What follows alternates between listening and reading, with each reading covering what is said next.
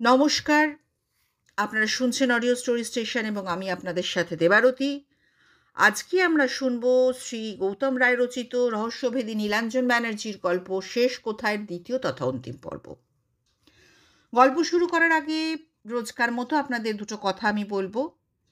আমরা নোটিস করেছি যে আমার চ্যানেলে অনেকেই গল্প শুনছেন, গল্প ভালোবাসছেন, কিন্তু তারা আমার চ্যানেলটা সাবস্ক্রাইব করছেন না এবং সাবস্ক্রাইব করলেও পাশের বেল আইকনটা প্রেস করছেন না।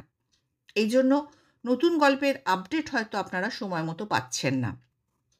তাই জন্য আমি আপনাদেরকে অনুরোধ করব যে প্লিজ চ্যানেলটা সাবস্ক্রাইব করার সাথে সাথে পাশের বেল আইকনটা প্রেস করে দেবেন, যাতে নতুন গল্পের আপডেট আপনারা আপনাদের ফোনে সবার আগে পেয়ে যান। এছাড়া আমাদের চ্যানেলের মেম্বারশিপ নিতে পারেন আপনারা, এবং মেম্বারশিপ নেবার জন্য পাশের যে সাবস্ক্রাইবার বাটনটা আছে তার পাশে যে জয়েন বাটন আছে ওটা প্রেস করে জয়েন হতে পারেন, এবং আমাদের মেম্বারশিপ শুরু হচ্ছে মাত্র 29 টাকা থেকে। এছাড়াও সুপার চ্যাট এবং সুপার স্টিকারের মাধ্যমেও আমাদের চ্যানেলটাকে আপনারা সাপোর্ট করতে পারেন। চলুন তাহলে এবার সরাসরি চলে যাব আজকের গল্পে। শুনে নেব আজকের গল্পের অন্তিম পর্ব, এবং অবশ্যই গল্পটা শেষ পর্যন্ত শোনার অনুরোধ রইল। তাহলে চলুন শুরু করা যাক আজকের গল্প।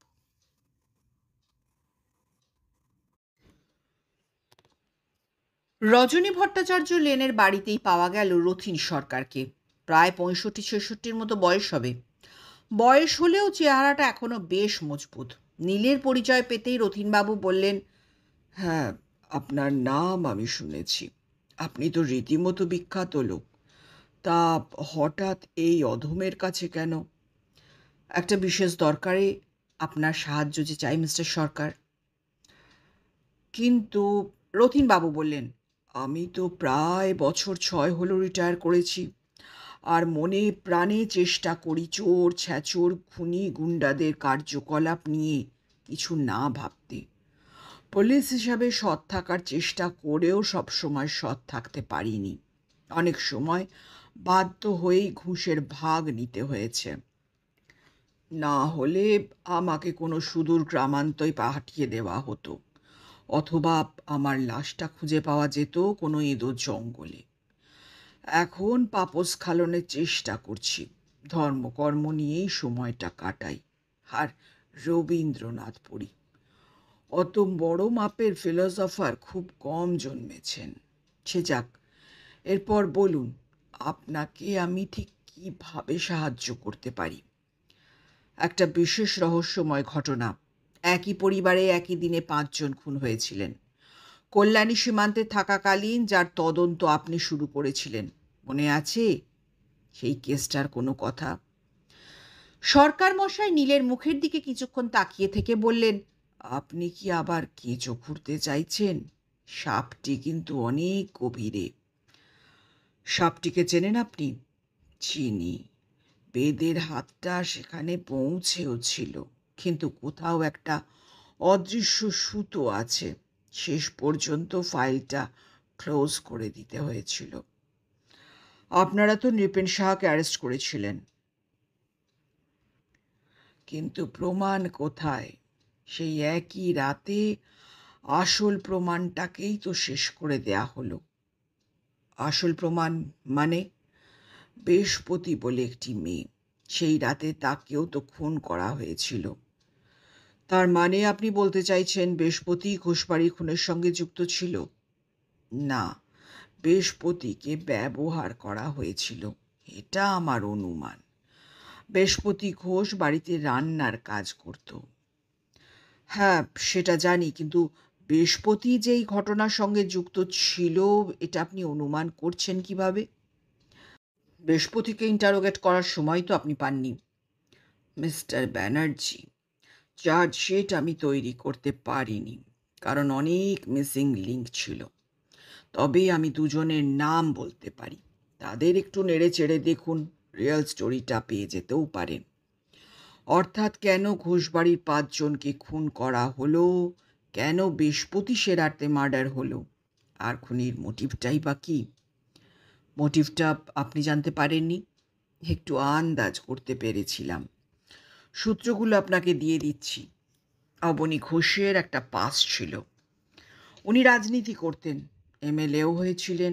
নৃপেন সাহা ও অবনী বাবুর দলের লোক, অবনী ঘোষের জুনিয়র। অবনী ঘোষের একটি সুন্দরী মেয়ে ছিল, শর্মিষ্ঠা ঘোষ। নৃপেন সাহা লোকটি সুবিধের লোক নন, শর্মিষ্ঠার সঙ্গে একটা ইলিগাল অ্যাফেয়ার্স ছিল। মেয়েটি নাকি প্রেগনেন্ট হয়ে পড়েছিল, অবশ্য ফোরেন্সিক রিপোর্ট তাই বলছে। কিন্তু এর মধ্যে শর্মিষ্ঠার এক প্রণয়ী জোটে। নৃপেনের তখন দুটো অশান্তি। 1 নম্বর, মিসেস সাহা এটা ভালো চোখে মেনে নেননি। আবার প্রণয়ী জোটার জন্যে শর্মিষ্ঠার মুখ ফিরিয়ে নেওয়া। নৃপেন সাহাকে সন্দেহ করার 3টে কারণ ছিল। প্রথম দুটো তো বললাম, গৃহ অশান্তি, প্রেমে প্রতিদ্বন্দ্বী, এবং ভাইটাল যেটা, সেটা হচ্ছে পলিটিক্যাল পাওয়ার জেলাসি। হয়তো সবগুলো নিয়ে একটা মোটিভ, অথবা এর যে কোনো একটা মেন মোটিভ। বেশ, তাই যদি হয়, নৃপেন সাহার রাগ থাকবে অবনী ঘোষ আর শর্মিষ্ঠা ঘোষের ওপর। বাট ওয়াই অবনী ঘোষের স্ত্রী, মা এবং 12 বছরের ছেলের ওপর? এইসব প্রশ্নের উত্তর পেতে গেলে কয়েকজনকে নেড়ে চেড়ে দেখতে হবে। তারা কে কে? নৃপেন সাহার বাড়িতে একজন কাজের লোক আছেন, বাইরের পরিচয় কাজের লোক। হ্যাঁ, ওই কাজের লোকটি হচ্ছে ওর ডান হাত। আর শর্মিষ্ঠা একটি ছেলেকে ভালোবাসত, খুব সম্ভবত তার নাম ছিল পলাশ। পলাশ সম্বন্ধে এর বেশি আর কিছু জানা যায়নি।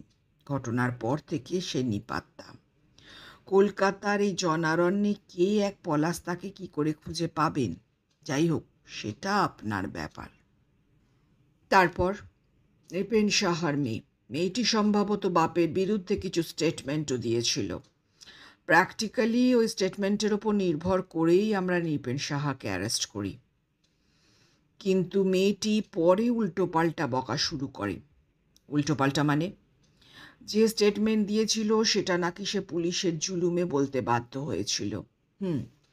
মহিলা এখন কোথায় থাকেন? নৃপেন সাহা ছাড়া পাবার পর তড়িঘড়ি মেয়েটির বিয়ে দিয়ে দেয় কলকাতারই কোনো ডাক্তারের সঙ্গে। ঠিকানা জানেন না? আমি আর জানার চেষ্টা করিনি। আর কে আছেন? নৃপেন সাহার স্ত্রী। কিন্তু উনি তো পাগল। সত্যিই কি উনি পাগল?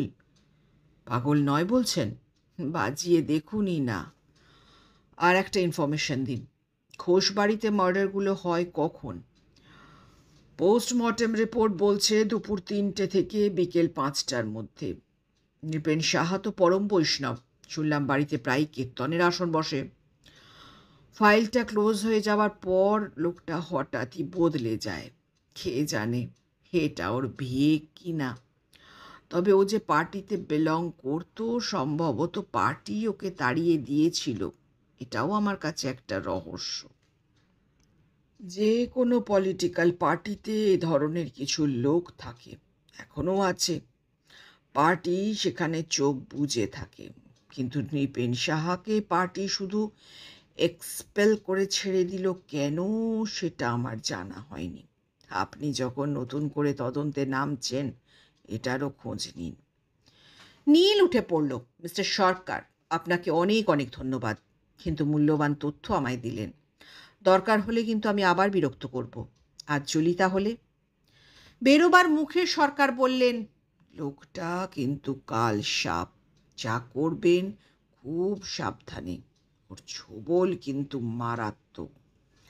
হাসতে হাসতে নীল বলল, আপনার সতর্কবাণীর জন্য আরও একবার ধন্যবাদ জানাচ্ছি। আমি অ্যালার্ট থাকব। দিন কয়েক পর একদিন সন্ধ্যের দিকে বিজয় এসে হাজির। ওকে দেখে নীল বলল, বসো। মনে মনে আমি তোমার কথাই ভাবছিলাম। সোফায় বসতে বসতে বিজয় বলল, কাকু, আমিও কয়েকদিন ধরে আসার চেষ্টা করছি, কিন্তু বুঝতেই তো পারছেন পুলিশের চাকরি, যখন তখন তো আসা যায় না। শুনলাম আপনি কল্যাণী সীমান্তে গিয়েছিলেন, তা কদ্দূর কি হলো সে জানার খুব ইচ্ছে করছে। সেটা ঠিক সময়ই জানতে পারবে, কিন্তু কয়েকটা ইনফরমেশন দিতে হয় তুমি ভুলে গেছো, নয়তো তোমার স্মরণে নেই। বলুন না কাকু, তখন আমি খুব ছোট, হয়তো আমার মনে নেই এমনও হতে পারে। আপনি প্রশ্ন করুন, আমি মনে করার চেষ্টা করছি। খুব ভালো করে মনে করার চেষ্টা করো। তোমার মা যেদিন খুন হন সেদিন কখন বাড়ি ফিরেছিলেন? বিকেল না সন্ধ্যের পর? খুব ভালো করে চিন্তা করো। রেল লাইনের ধারে কিছুটা জায়গা ফাঁকা ছিল। আমারই সমবয়সী কিছু ছেলে মিলে রবারের বল নিয়ে খেলছিলাম। তারপর বাড়ি ফিরে আসি। কে একজন বোধহয় খবর দিয়েছিল আমার মা ঘরে ফিরে এসেছে, আমাকে খুঁজছে। তখনই খেলা ফেলে চলে আসি। তখনও সন্ধে হয়নি। বেশ, তুমি ঘরে ফিরে আসার পর তোমার মা কি তোমায় কিছু খেতে দিয়েছিল? হ্যাঁ কাকু, হ্যাঁ মনে পড়েছে।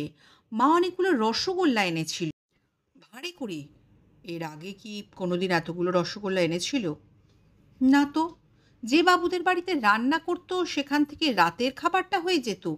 কিন্তু এত মিষ্টি, মানে বড় ভাঁড়ে, না। মাঝে মাঝে এক আধ দিন দু একটা মিষ্টি কি লজেন্স কিনে আনতো। আরও একটা জিনিস এনেছিল, সেটাও খাবার জিনিস। মনে করো কি সেটা?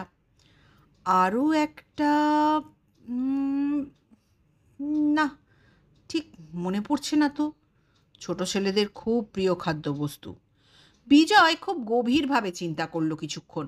তারপরে বলল, আপনি নিশ্চয়ই কিছু একটা হিন্টস পেয়েছেন, একটু ধরিয়ে দিন। কোনো চকলেট? ও মাই গড, চকলেটের কথাটা আমার একেবারেই মনে ছিল না। হ্যাঁ হ্যাঁ, মা সেদিন চকলেট এনেছিল। আমার হাতে চকলেটটা দিয়ে মা বলেছিল, একদিনে সবটা খেয়ে নিস না, আজ অর্ধেকটা খা, কাল বাকিটা খাবে। জাস্ট আ মিনিট, তুমি বললে মা সেদিনও চকলেট এনেছিল, তার মানে এর আগেও তোমার জন্যে মা চকলেট আনতো? ওই যে বললাম, মা মাইনে পেলে প্রতি মাসেই আমার জন্য টফি নিয়ে আসতো। আসলে আমি তো খুব বায়না করতাম, কিন্তু অত বড় চকলেট এর আগে তো কোনো দিন আনেননি। কিন্তু তোমার মায়ের মার্ডারটা হয়েছিল মাসের 18 তারিখ, পুলিশের খাতায় সেই হিসেবই লেখা আছে। এবং সেই দিন দুপুর থেকে বিকেলের মধ্যে ঘোষবাড়িতেও মার্ডারগুলো হয়, যদিও লাশ পাওয়া যায় 3 দিন পর। আপনি ঠিক কি মিন করছেন কাকু? পরদিন পুলিশ তোমাদের ঘর সার্চ করে কয়েকটা জিনিস পায়, যেগুলো, প্লিজ ডোন্ট মাইন্ড, তখন তোমাদের যা লিভিং স্ট্যাটাস ছিল তাতে ঘরে ওই সব বস্তু পাওয়ার কথা কিন্তু নয়। সেগুলো কি জিনিস কাকু? কিছু কসমেটিক্স, একটা পারফিউমের বটল, নতুন শাড়ি, ব্লাউজ, তোমার একটা নতুন শার্ট এবং নগদ টাকা, প্রায় 1250 টাকা।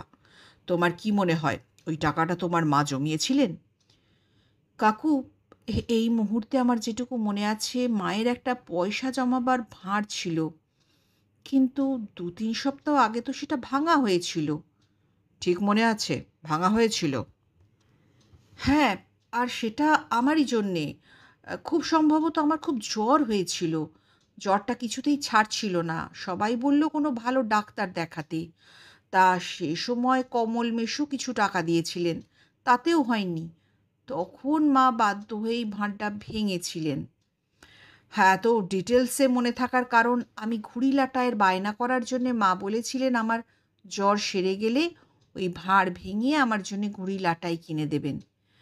জ্বর থেকে ওঠার পর আমি ফের ঘুড়ি লাটাইয়ের বায়না করায় মা বলেছিলেন আবার ভাঁড় কিনে এনে পয়সা জমিয়ে ঘুড়ি লাটাই কিনে দেবেন।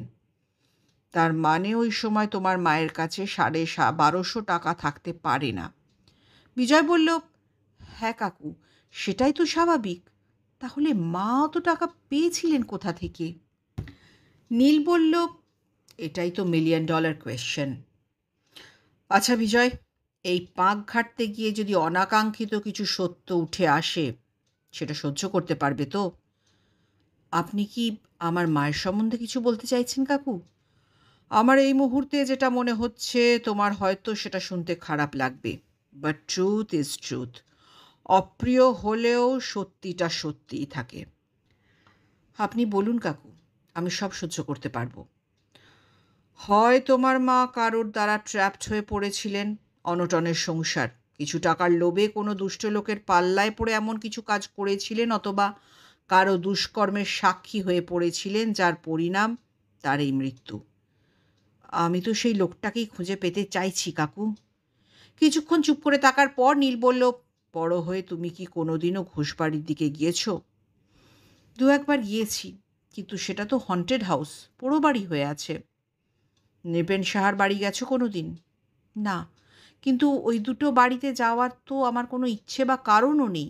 এর সঙ্গে কি আমার মায়ের মৃত্যুর কোনো যোগসূত্র আছে? থাকতেও তো পারে। তোমার মাকে ঘোষবাড়িতে রোজ যেতে হতো। আমি তো এদিকটা ভেবেই দেখিনি। প্রসঙ্গ পাল্টে নীল জিজ্ঞেস করল, পলাশ এই নামটা কোনো দিন শুনেছ? না, পলাশ নামে ফুল নয়, একজন লোকের নাম। আমাদের ওদিকে মানে কল্যাণী সীমান্তে পলাশ নামে কারো নাম শুনিনি।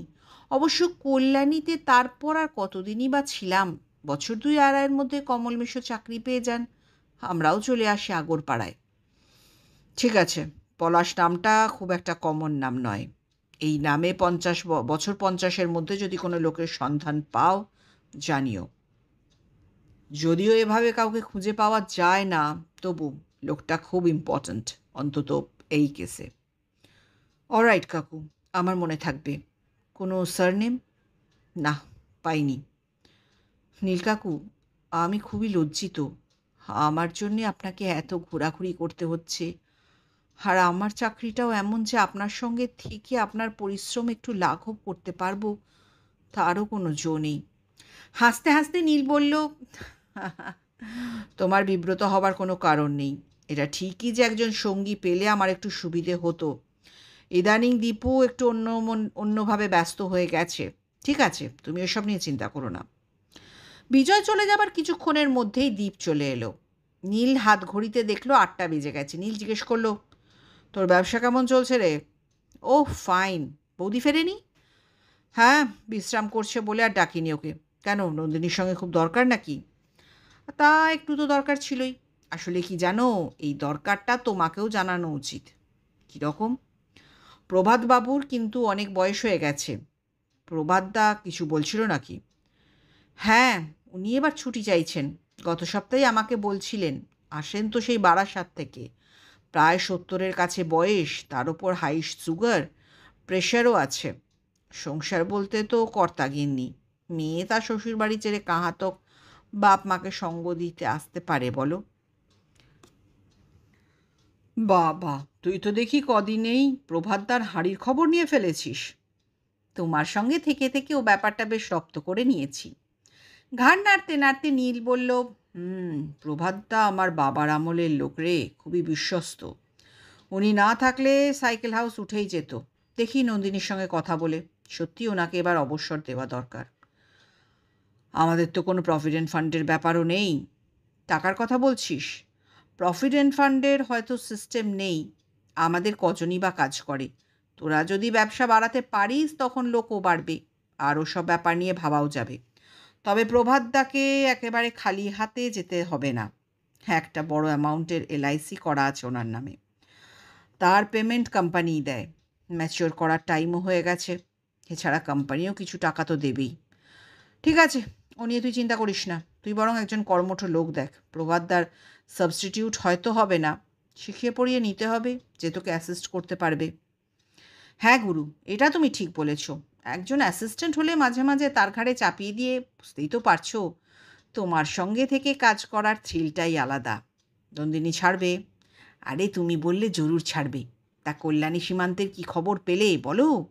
মানস চৌধুরীর কাছ থেকে কোনো রিপোর্ট এলো? হ্যাঁ, ফোন করেছিল। সামনের রবিবারই যাব। কলকাতায় দুজন লোকের সঙ্গে আমায় মিট করতে হবে। অথচ দুজনের কারোরই কোনো ঠিকানা জানি না। তারা কারা? পলাশ বলে একজন, সে নাকি শর্মিষ্ঠা ঘোষের প্রেমিক ছিল। অবশ্য সে যে কলকাতাতেই আছে তার কোনো গ্যারেন্টি নেই। আর একজনকে? নৃপেন সাহার মেয়ে, কোন এক ডাক্তারের বউ। বোঝো ঠেলা, কলকাতা শহরে কিছু না হলেও বোধহয় লাখখানেক ডাক্তার আছে। কোন ডাক্তারের বউ নৃপেন সাহার মেয়ে জানতে গেলে তো তোমার নৃপেন সাহাকে জিজ্ঞেস করতে হয়। তা নৃপেন সাহা কি তার মেয়ের ঠিকানা দেবে? সোজা আঙুলে ঘি তোলা খুবই শক্ত ব্যাপার রে। আঙুল তো বেঁকাতেই হবে। আচ্ছা নীলদা, লোকটার নাম তুমি কি বললে? পলাশ? টিভিতে একজন অভিনয় করেন, পলাশ কুসুম। একবার টোকা দিয়ে দেখবে নাকি? কপালে হাত বোলাতে বোলাতে নীল প্রায় নিজের মনেই বলল, রবিবারেই আমাকে কল্যাণী সীমান্তে যেতে হবে। আসল জটটা ওখানেই। জট খুলতে গেলে ওখানেই যেতে হবে।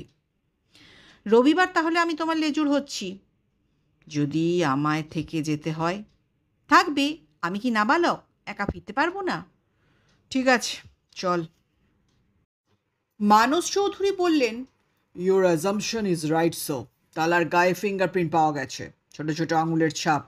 আমার যদ্দূর মনে হচ্ছে তালাটা বোধহয় কেউ খোলে। নীল বলল, তার মানে এ তালা পুলিশের নয়। হ্যাঁ, তাই তো মনে হচ্ছে। পুলিশই সেই সময় তালা ঝুলিয়ে দিয়েছিল। তারপর বুঝতেই পারছেন, ফাইল বন্ধ তো সবই বন্ধ। এর মধ্যে কোনো ওয়ারিশন ক্লেম নেই। কে আর খোঁজ রাখছে, বিশেষ করে আমাদের পুলিশ। সরকারেরই কোনো নিয়ম নীতি নেই। একদিন যে ও বাড়িটাকেও দখল করে নেয়নি, এই ঢের। দীপু বলল, যা বলেছেন, ছিল পুকুর, হয়ে গেল মাঠ। তারপর একদিন সেখানে বাড়ি উঠতে আরম্ভ হয়ে গেল, এবং আসল যে পুকুরের মালিক সে তখন নেংটি পরে রাস্তায় ঘুরছে। আইন কানুন সব শিখে উঠে গেছে। দীপুবাবু, প্লিজ থানায় বসে সব বলবেন না, এসব আমাদের শুনতে নেই। সরি মানসবাবু, মাঝে মাঝে মুখ ফসকে বেরিয়ে যায়। কাজের কথায় ফিরে এলো নীল। তাহলে মানসবাবু, আপনি বলছেন তালাটা মাঝে মাঝে কেউ খোলে? ডেফিনেট হয়ে কিছু বলছি না, তাই আমার মনে হচ্ছে। আপনাদের চাবিটা কোথায়? আপনি কোথায় আছেন মিস্টার ব্যানার্জি? পুরনো রেকর্ড কপি পেয়েছেন, এই না অনেক। তা বলে একটা চাবি 24-25 বছর আগেকার? না, ওটা আর খুঁজে পাওয়া যাবে না। সেরকম হলে স্পেশাল পারমিশন নিয়ে তালা খোলার ব্যবস্থা করতে হবে। সে তো অনেক সময় লেগে যাবে। কোর্ট অর্ডার ছাড়া তো তালা ভাঙা বা খোলা যাবে না। হ্যাঁ তাই, কিন্তু আমার যে ওই বাড়িটায় ঢুকতেই হবে। তালা না খুলে ঢুকবেন কি করে? সেদিন আমি দেখে এসেছি, পুকুরের দিকে খিড়কির দরজাটা প্রায় ভাঙা অবস্থায়। আপনাকে কিছু চিন্তা করতে হবে না, আমি আজ রাতেই একবার চেষ্টা করব। মানস বললেন, সে কি, রাত্রি পোড়ো বাড়িতে আপনি একা যাবেন? দিনের বেলা গেলেই তো হয়। কেন, ভয়টা কিসের, ভূতের? আরে না না, ভূত নয়, আমার ভয় সাপের। বিষাক্ত বিছেও তো থাকতে পারে। আমার পায়ে আছে নর্থ স্টার, মোটা জিন্সের প্যান্ট। আপনি কেবল আমায় একটা জোরালো টর্চ দেবেন। আর তবু মিস্টার ব্যানার্জি, একটু ভেবে দেখুন, কাল সকালে গেলেও তো হয়। না, নৃপেন সাহার শোবার ঘর থেকে ঘোষ বাড়ির সব কিছু দেখা যায়। আমি চাই না ও বাড়িতে আমার ঢোকাটা নৃপেন সাহার চোখে পড়ুক। আপনার সঙ্গে তাহলে একজন কনস্টেবল দিয়ে দিই? দরকার হবে না, আমি রাতের মধ্যেই ফিরে আসব। একটু জেগে থাকবেন, সারা রাত বাইরে দাঁড় করিয়ে রাখবেন না প্লিজ। মানুষ এসে বললেন, আমি আপনার সঙ্গে যাব। বিপদের মুখে আপনাকে একা ঠেলে দিতে পারি না। ঠিক আছে, তাহলে ওই কথাই রইল। দীপু, তুই বিকেলেই ফিরে যাস। নন্দিনীকে বলে দিস আমি কাল সকালে ওকে ফোন করব। রাত 10টা নাগাদ নীল আর মানস ঘোষবাড়ির সামনে গিয়ে দাঁড়ালো। নৃপেন সাহার মেইন গেটে একটা মাত্র আলো জ্বলছিল, যে আলো খুব একটা আলো ছড়াতে পারছিল না। এদিকটা প্রায় জনবসতিহীন, তাই রাত হয়েছে। অবশ্য নৃপেন সাহার দোতলার ঘরে আলো জ্বলছিল। নীল আর মানুষ যতটা সম্ভব গাছগাছালির পাশ দিয়ে নিজেদের আড়াল করে ধীরে ধীরে গিয়ে পৌঁছল ঘোষেদের বাড়ির পিছনের পুকুরে। ওদের বেশ সাবধানে এগোতে হচ্ছিল। ঝোপঝাড় ডিঙিয়ে ওরা গিয়ে পৌঁছল খিড়কির দরজার কাছে। নীল ঠিকই দেখেছিল, একটা পাল্লা প্রায় ঝুলন্ত অবস্থায় কোনোভাবে দাঁড়িয়ে আছে। নীল গিয়ে আলতো করে পাল্লায় ঠেলা দিল। ক্যাঁচ ক্যাঁচ করে একটা যান্ত্রিক আওয়াজ। জায়গাটা নির্জন বলে আওয়াজটা কানে লাগে, কিন্তু উপায় নেই। নীল বলল, মানসবাবু, আমি কপারটা আস্তে আস্তে তুলে ধরছি, আপনি ঢুকে যান। তাই হলো। তারপর ভিতর থেকে মানুষ একটু চাগিয়ে ধরতেই নীল ঢুকে গেল ভেতরে। দুজনের হাতে দুটো টর্চ ছিল। সামান্য সময়ের জন্য একবার টর্চটা জ্বালিয়ে আশপাশ দেখে নিল। একদিন হয়তো অনেকটা ফাঁকা জমি ছিল, কিন্তু এখন আগাছার জঙ্গল, পথ বলতে কিছুই নেই। মানুষের হাতে ছোট্ট একটা বাটন ছিল, তাই দিয়ে আগাছা সরাতে সরাতে ওরা মূল বাড়ির দিকে এগিয়ে গেল। আকাশে চাঁদ ছিল, কিন্তু ম্রিয়মান আলো। এই মুহূর্তে ওই আলোই যথেষ্ট। মূল বাড়িতে ঢুকতে গিয়েও সমস্যা। জানলাগুলো সব বন্ধ। মানুষ জিজ্ঞেস করলো, মিস্টার ব্যানার্জি, এবার ঢুকবেন কি করে? প্রশ্নটা নীলেরও ছিল। ও প্রত্যেকটা জানলা টেনে টেনে দেখল, সব জানলাই ভিতর থেকে বন্ধ। হঠাৎ ওর নজরে এলো ছাদের ওপর থেকে একটা বটের শেকড় সোজা নিচে নেমে এসেছে। নীল বলল, মানসবাবু, আপনি এখানেই দাঁড়ান, আমি ছাদে গিয়ে বাড়ির মধ্যে এসে যে কোনো একটা দরজা খুলে দিচ্ছি। মানুষ অবাক হয়ে বললেন, আপনি ছাদে যাবেন মানে? হাউ? ওই দেখুন, বটের ঝুড়িটা ছাদ থেকে সোজা নেমে এসেছে। কোনো চিন্তা করবেন না, আমি উঠে যাচ্ছি, এককালে এসব অনেক করেছি। মানুষকে আর কোনো কথা বলার অবসর না দিয়ে নীল অদ্ভুত কৌশলে গাছের শিকড় বেয়ে ছাদে পৌঁছল। ছাদের অবস্থাও বেশ সঙ্গীন। বটের শেকড় সমস্ত ছাদটাকে প্রায় ফাটিয়ে দিয়েছে। এখন আর টর্চ ফেলার অসুবিধে ছিল না। টর্চের আলো ফেলে খুব সাবধানে এগোতে এগোতে সিঁড়ির দরজায় গিয়ে দাঁড়ালো। ছাদের দরজা ভেজানো ছিল, ঠেলতেই খুলে গেল। সিঁড়ির অবস্থাও বেশ ভয়াবহ, চারিদিকেই ফাটল। পা টিপে টিপে ও দোতলায় চলে এলো। টর্চের আলো ছড়ালো চারিদিকে। চারিদিকেই বট আর অশ্বত্থের এলোমেলো বিস্তার। দোতলায় বারান্দা, বারান্দার লাগোয়া খান চারেক ঘর। খুব সাবধানে এগোতে এগোতে দরজাগুলোয় ঠেলা দিল। সব দরজাই খোলা। সাবধানে একতলায় নেমে এসে একটা ঘরে ঢুকল। টর্চের আলো ফেলতেই কয়েকটা বাদুড় বা চামচিকে এলোমেলো উড়তে শুরু করে দিল। ঘরটার একদিকে একটা দরজা, খিল লাগানো। খিলটা খোলার চেষ্টা করলো, জমাট হয়ে বসে আছে। বেশ কিছুক্ষণ ঠেলাঠেলির পর খিল খুলল। মানুষ আন্দাজ করেই দরজার সামনে দাঁড়িয়েছিলেন। দরজা খুলতেই মানুষ ঢুকে পড়লেন। তারপর বললেন, এরপর কি মিস্টার ব্যানার্জি? জহুরি চোখ দিয়ে তন্ন তন্ন করে দেখুন। আপনি নিচের ঘরগুলো দেখুন, আমি ওপরে যাচ্ছি। নীল ওপরে চলে এলো। প্রথম ঘরটায় তেমন উল্লেখযোগ্য কিছুই পাওয়া গেল না। ছোট খাট, টেবিল চেয়ার, কিছু বই, সবই যদিও ধূলি ধূসরিত। চারিদিকে মাকড়সার জাল। বইগুলোর ওপর টর্চের আলো ফেলল। ক্লাস 8-এর বই। খাতাগুলোর কোনোটা অঙ্কের, কোনোটা বাংলা। ঘরের মধ্যেও বটের শিকড় আর ডালপালা ঢুকে গেছে। একটা কাঠের ছোট আলমারিও ছিল, কিন্তু সেখানেও স্কুলের কিছু বই, কিছু ছোটদের গল্পের বই। চলে এলো পরের ঘরটায়। ওই একই অবস্থা। ছোট পালঙ্ক, বিছানায় শ্যাওলা জমে গেছে। আসলে ফুটো ছাদ দিয়ে বৃষ্টির সময় জল পড়ে। একদিকে বড় আকারের কাঠের তৈরি সিংহাসন, ঠাকুরের। রাধাকৃষ্ণের যুগল মূর্তি, সম্ভবত পাথরের। সিংহাসনের সামনে পুজোর সামগ্রী, ঘট, কোষাকুষি। 24-25 বছর আগে হয়তো রাধাকৃষ্ণের গলায় মালা চড়ানো হয়েছিল, এখন সেটা দড়ি। কিন্তু একটা জিনিস ওর চোখে লাগলো, একটা আধপোড়া মোমবাতি, কিন্তু পুরনো নয়। পাশে একটা দেশলাই, দেশলাইটাও বেশি পুরনো নয়। ভিতরে খুলে দেখলো খুব অল্প কাঠই খরচ হয়েছে। মনে মনে বলল, দেশলাই আর মোমবাতি তো এত পুরনো নয়। তাহলে জিজ্ঞাসা নিয়েই অন্য দিকে গেল। একটা দাঁড়ানো আলনায় কিছু থান কাপড় ঝুলছে, সবই প্রায় কালো হয়ে গেছে। ঘরের এক কোণে একটা কাঠের সিন্ধুক। নীল দু একবার টানাটানি করে দেখলো চাবি বন্ধ। দেওয়ালে একটা চাবি ঝুলছে। টর্চের আলো ফেলেও বোঝা গেল না সেটা কার চাবি। আরও একবার খাটের কাছে গেল। ঝুল পড়া কালো চাদরে কিছু এলোমেলো হাতের ছাপ।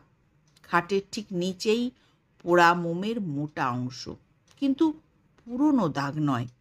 ঘাড় নাড়তে নাড়তে নীল চলে এলো পাশের ঘরে। এখানেও বটের উৎপাত। সিঙ্গল বেডেড খাট, নিভাজ শয্যা। এককালে চাদরে হয়তো রং ছিল, এখন সেটার ঝুল আর মাকড়সার জাল ছেয়ে গেছে। বিছানার ওপরে একটা খোলা বই, উপুড়ো করা অবস্থায়। খুব আলতো করে বইটা তুলে দেখল, প্রাচীন বাংলা সাহিত্যের ইতিহাস। প্রথম পাতায় নাম লেখা রয়েছে, শর্মিষ্ঠা ঘোষ। লেখাটা প্রায় অপশ্রিয়মান। যথাস্থানে বইটা রেখে দিয়ে ও চলে এলো শর্মিষ্ঠার পড়ার টেবিলে। টেবিলের পাশেই একটা ঢাকা পরানো তানপুরা, পাশে ডায়া বায়া তবলা। নীল মনে মনে বলল, তার মানে মেয়েটি গান টান শিখত।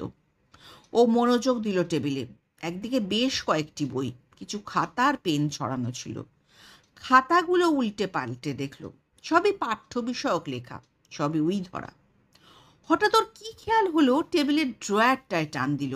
ড্রয়ার বেরিয়ে এলো। দুটো কানের দুল, কয়েকটা সোনার চুড়ি, একটা লেডিজ রেস্ট ওয়াচ। এতক্ষণ ধরে যে জিনিসটাও খুঁজে পেতে চেয়েছিল সেটা পেয়ে গেল হঠাৎ। একটা ডায়েরি।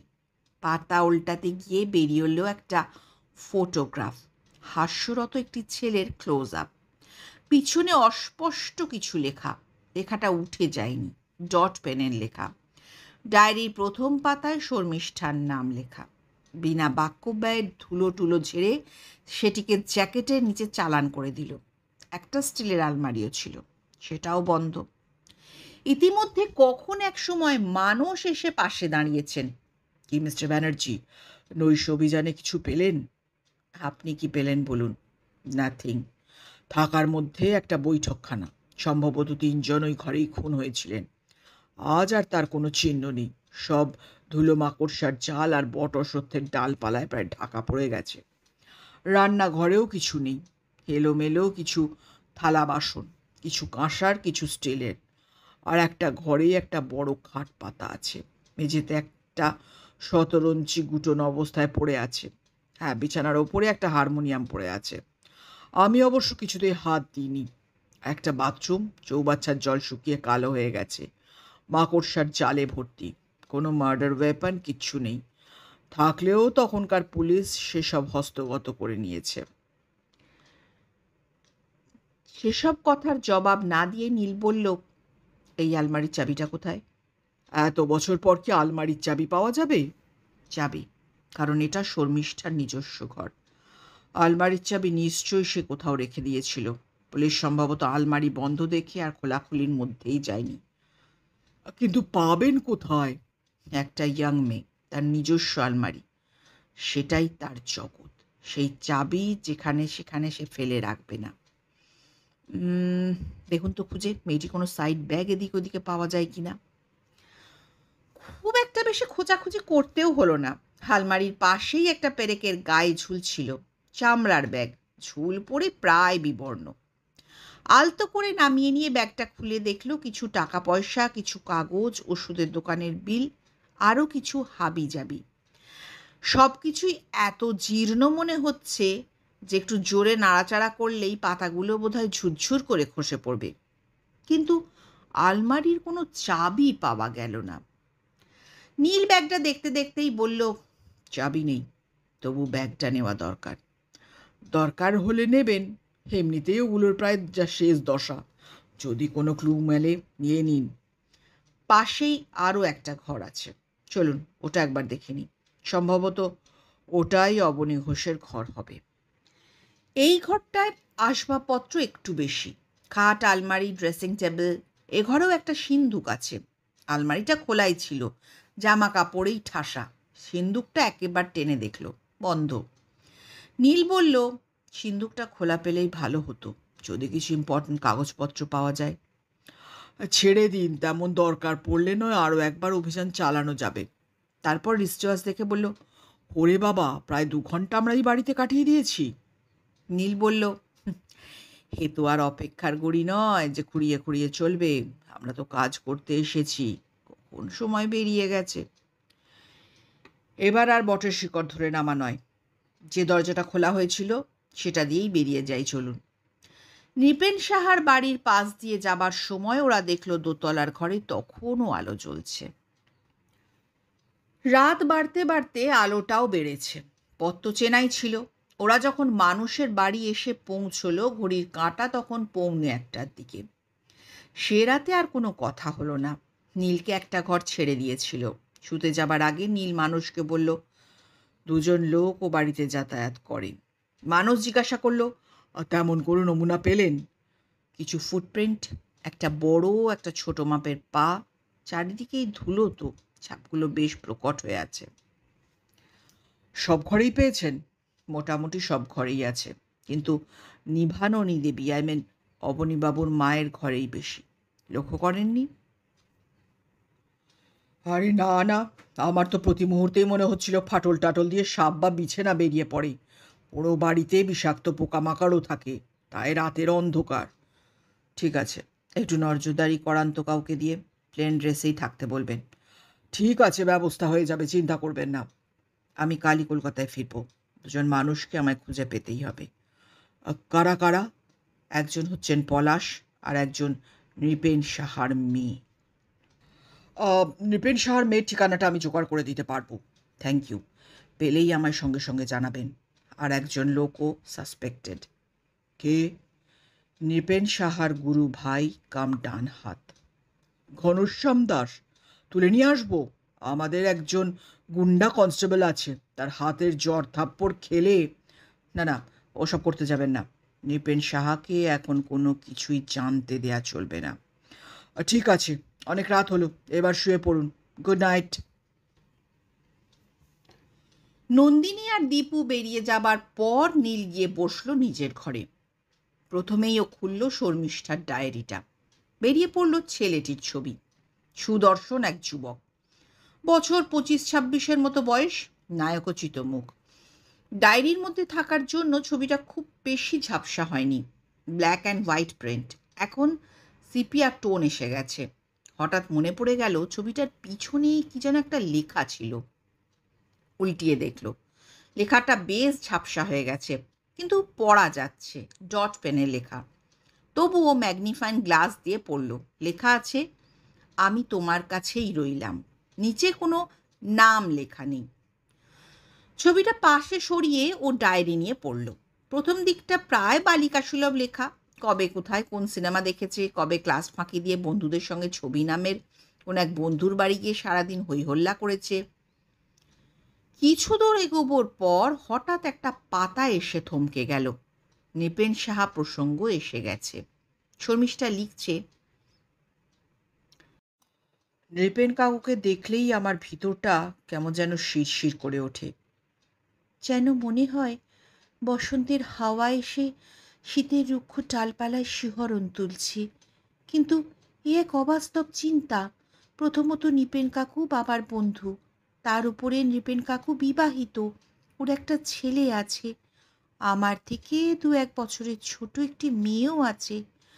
মনে মনে অনেকবার আমি প্রতিজ্ঞা করেছি নৃপেন কাকুর কথা ভাববো না, কিন্তু কখন যে ওর মধ্যে ডুবে যাই।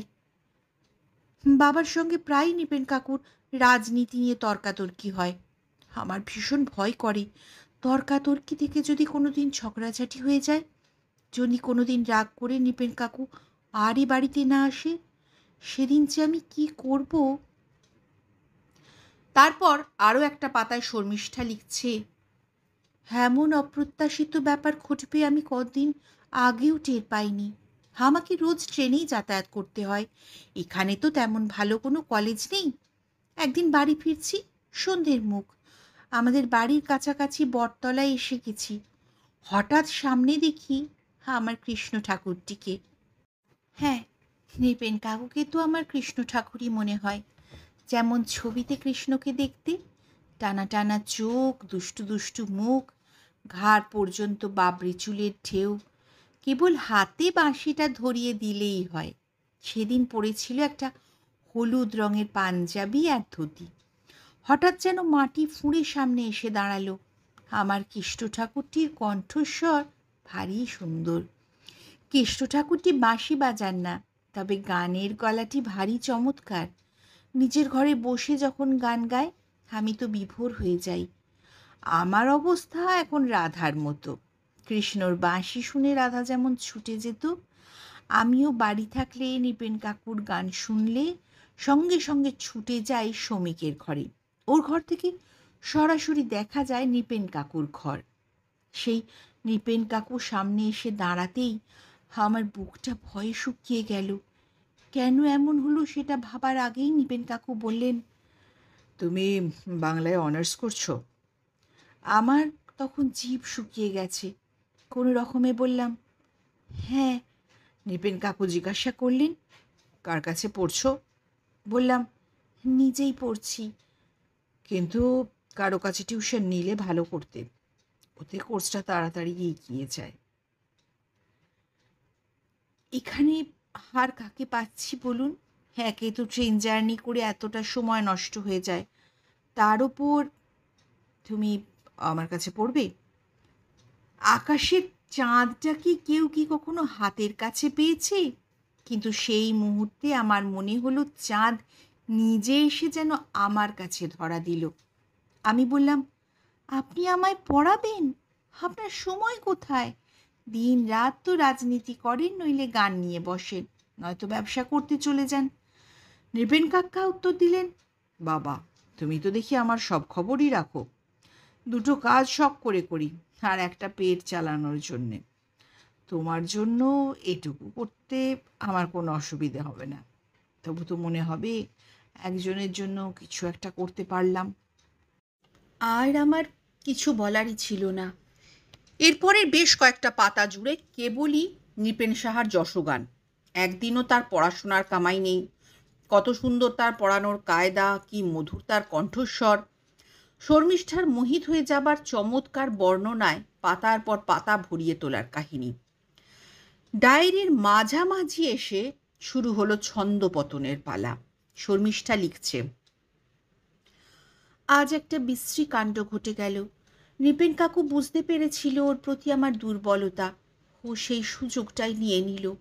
আজ বাড়িতে বাবা মা কেউ ছিল না। থাকার মধ্যে ঠাকুরমা আর শ্রমিক। নৃপেন কাকু জেনে শুনেই দুপুরে এসেছিল। ওর এই ঘন ঘন আসাটা আমাদের দু বাড়ির কেউই তেমন সুনজরে দেখছিল না। আমার মা তো ইতিমধ্যেই একদিন বলে দিল আমার জন্য অন্য টিউটার রাখা হবে। সব থেকে বেশি ঝঞ্ঝাট পাকালেন মায়া কাকিমা।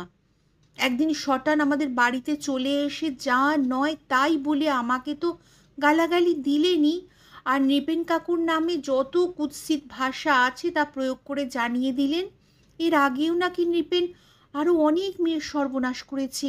অনেক মেয়েকে রূপে মুছিয়ে তাদের নাকি পথে বসিয়েছে। ব্যাস, তারপরই বাবা নৃপেন কাকাকে বলে দিলেন ও যেন আর কোনো দিনও আমাদের বাড়ির চৌকাঠ না ডিঙোয়। নৃপেন কাকুও আসা যাওয়া বন্ধ হয়ে গেল। কিন্তু কাকিমার অভিযোগগুলো আমি মন থেকে মেনে নিতে পারছিলাম না। আমার কেবলই মনে হচ্ছিল কোথাও যেন একটা ভুল হচ্ছে, কিন্তু কাকে বোঝাবো এসব কথা? একটা কথা অবশ্য ঠিকই, আমার দিক থেকে আমি যতই নির্মোহ থাকি না কেন, আমাদের এত ঘন ঘন মেলামেশাটা লোকের চোখে তো খারাপ লাগবেই, কিন্তু মন তো মানি না। বাড়ি থেকে আমি বেরোনোই বন্ধ করে দিয়েছিলাম। কলেজ ছুটি ছিল, বেরোনোর প্রশ্নই ছিল না। হঠাৎ আজ দুপুরে নৃপেন কাকু শটান চলে এলো আমাদের বাড়ি, একেবারে আমার ঘরে। ও বোধহয় খবর রেখেছিল মা বাবা আজ কেউই বাড়িতে নেই। যে নৃপেন কাকুকে আমি মনে মনে অত্যন্ত ভদ্র মার্জিত এক সুন্দর পুরুষ বলে মনে করতাম, হঠাৎ তার এই নগ্ন চেহারাটা দেখে আমি চমকে উঠলাম। ওর মুখ দিয়ে তখন বিশ্রী মদের গন্ধ ছাড়ছিল। আমায় কোনো কথা বলার সুযোগ না দিয়েই ঠিক লুটেরা দস্যুর মতো আমার উপর ঝাঁপিয়ে পড়ে আমাকে ছিঁড়ে খেয়ে ফেলতে চাইল। তারপর যে কাজটা করলো, উফ! আমি তখন বিস্ময়ে হতবাক। আমি তো কোনো দিন নৃপেন কাকুকে এইভাবে চাইনি। ওকে আমার ভীষণ ভালো লাগতো ওর মধুর সঙ্গ, মিষ্টি কথা। দৈহিক প্রেম ছাড়াও তো একজন মানুষের সঙ্গে আর একজন মানুষের প্রীতির সম্পর্ক গড়ে উঠতে পারে। আমার মনে তো রাধাকৃষ্ণের দেহহীন প্রেমের স্বপ্ন। আসলে প্রথম ঘোরটা কাটতে আমি একটু সময় নিয়ে ফেলেছিলাম, কারণ এর আগে কোনো দিন তো কোনো পুরুষের এহেন স্পর্শ আমি পাইনি। কিন্তু নৃপেন কাকু যখন তার ধর্ষণ কর্ম শেষ করে ফেলেছে, তখনই সম্বিত ফিরে পেয়ে আমি প্রাণপণে না না বলে চিৎকার করে উঠেছি। আমার চিৎকারটা বেশ জোরেই হয়েছিল। পাশের ঘর থেকে ছুটে এলেন আমার 70 বছরের ঠাকুমার 12 বছরের শ্রমিক। ঠাকুমা তখন সমানে চিৎকার করে চলেছে। এরই ফাঁকে শ্রমিক ওর ব্যাডমিন্টন র্যাকেটটা এনে সজোরে বসিয়ে দিল নৃপেন কাকুর মাথায়। নৃপেন কাকু আমাকে ছেড়ে দিয়ে দড়াম করে একটা বিশাল ঘুষিতে শ্রমিককে মাটিতে শুইয়ে দিয়েছে। তারপর যাবার সময় ঠাকুমাকে বলে গেল, এসব কথা যদি কোনো দিন কোথাও ফাঁস হয়, আমার নাম নৃপেন সাহা, ছাড়ে বংশে ঘোষ বংশকে উপড়ে ফেলে দেবো। এই প্রথম নৃপেন কাকুর নগ্ন চেহারাটা আমার কাছে পরিষ্কার হয়ে গেল। তাহলে তাহলে কাকিমা ওর সম্বন্ধে যা বলেছিল সব সত্যি। বাইরের রমণীমোহন সৌন্দর্যের আড়ালে একটা শয়তান জন্তু ওর মধ্যে ঘুমিয়ে আছে। ভালোবাসার নামে কি সর্বনাশ করে গেল। কয়েকটা পাতার পরে শর্মিষ্ঠা আবার লিখছে, আমার বাবা রাজনীতি করা লোক, সক্রিয় রাজনীতির সঙ্গে যুক্ত, একবার এমএলএও হয়েছিলেন। এমনিতে খুবই ঠান্ডা মাথার মানুষ, চট করে কোনোদিন রাগতে দেখিনি। সব ঘটনা শোনার পর উনি কিন্তু রাগলেন না, কিন্তু মুখের চেহারাটা অদ্ভুতভাবে পাল্টে গেল। বাবার মুখের পরিবর্তন দেখে আমার একটু ভয় হয়েছিল। আসলে রাজনীতি করা মানুষদের আমার খুব একটা বিশ্বাস হতো না। এরা ঠান্ডা মাথায় অনেক জঘন্য কাজ করতে পারে। নৃপেন কাকুও রাজনীতি করে, ভয়টা ওখানেই। তার উপর তো শাসিয়ে গেছে। বাবাকে দেখলাম অদ্ভুত নির্বিকার, কিন্তু নৃপেন কাকু এটা কি করছে? চারিদিকে রটিয়ে দিয়েছে আমি নাকি প্রেগন্যান্ট, আমি নাকি খুব খারাপ মেয়ে, আমি নাকি নৃপেন কাকুর চরিত্র নষ্ট করার মূলে। এমনকি আমাদের বাড়ির রাঁধুনি বেশপতি, সেও ঠাড়ে ঠোরে অনেক ঠেস দেওয়া কথা বলতে শুরু করলো। মা একদিন এসে জিজ্ঞাসা করলো যা রাষ্ট্র হয়েছে তা কতটা সত্যি। মাকে একটা কথাই বলেছিলাম, মা তুমি বিশ্বাস করো আমার মনে কোনো পাপ ছিল না। ছি ছি ছি, মানুষ এত নিচে নামতে পারে? একবার মনে হয়েছিল নৃপেন কাকুকে সরাসরি গিয়ে চার্জ করি, কিন্তু বাবার বারণ ছিল। নৃপেন কাকুর সঙ্গে কোনো রকম তর্ক বিতর্কের মধ্যে যাওয়া নিষেধ। কুকুর কামড়ালে কুকুরকে তো আর কামড়ানো যায় না। ভাবছি এবার থেকে হস্টেলে গিয়ে থাকবো, কিন্তু তাতে তো আরও গুজব রটানোর সুবিধে। কিল খেয়ে কিল হজম করেই যাচ্ছিলাম। এক সময় নৃপেন কাকুর তিক্ত স্মৃতি আমার মন থেকে উবে যাচ্ছিল। তার কারণ পলাশ। ওর নামটার মতোই ও মিষ্টি। পলাশ কুসুম রায়, আমার বন্ধু কথাকলির দাদা, সবে ডাক্তারি পাশ করেছে। একজন মানুষ আছে যারা খুব সহজেই মানুষকে আপন করে নিতে পারে। পলাশ ঠিক সেই রকমই। নৃপেন কাকুর ঘটনার পর ছেলেদের ওপর আমার একটা বিরূপ ভাব জন্মেছিল। পলাশ নিজে থেকে এসে ভাব করল। পলাশের সুদর্শন চেহারার জন্যে প্রথম ওর কাছ থেকে দূরে থাকতাম, কিন্তু পলাশ আমায় দূরে থাকতে দিল না। ওর মেশার অন্তরঙ্গতা আমাকে ওর কাছে টেনে নিল। একটা বিশেষ আকর্ষণ আমাকে বারবার টেনে নিয়ে যাচ্ছে পলাশের বাড়ির দিকে। আমিও না গিয়ে থাকতে পারি না। পলাশের আন্তরিক হবার চেষ্টাটাকে আমি প্রথম এড়িয়ে যেতাম, কিন্তু শেষ পর্যন্ত নিজেকে আর বেঁধে রাখতে পারলাম না। এবার আমি সত্যিই প্রেমে পড়লাম। নৃপেন কাকু ছিল আমার একটা ইনফ্যাচুয়েশন, একটা অবাস্তব মোহ, কিন্তু পলাশ ও যেন অন্য কিছু।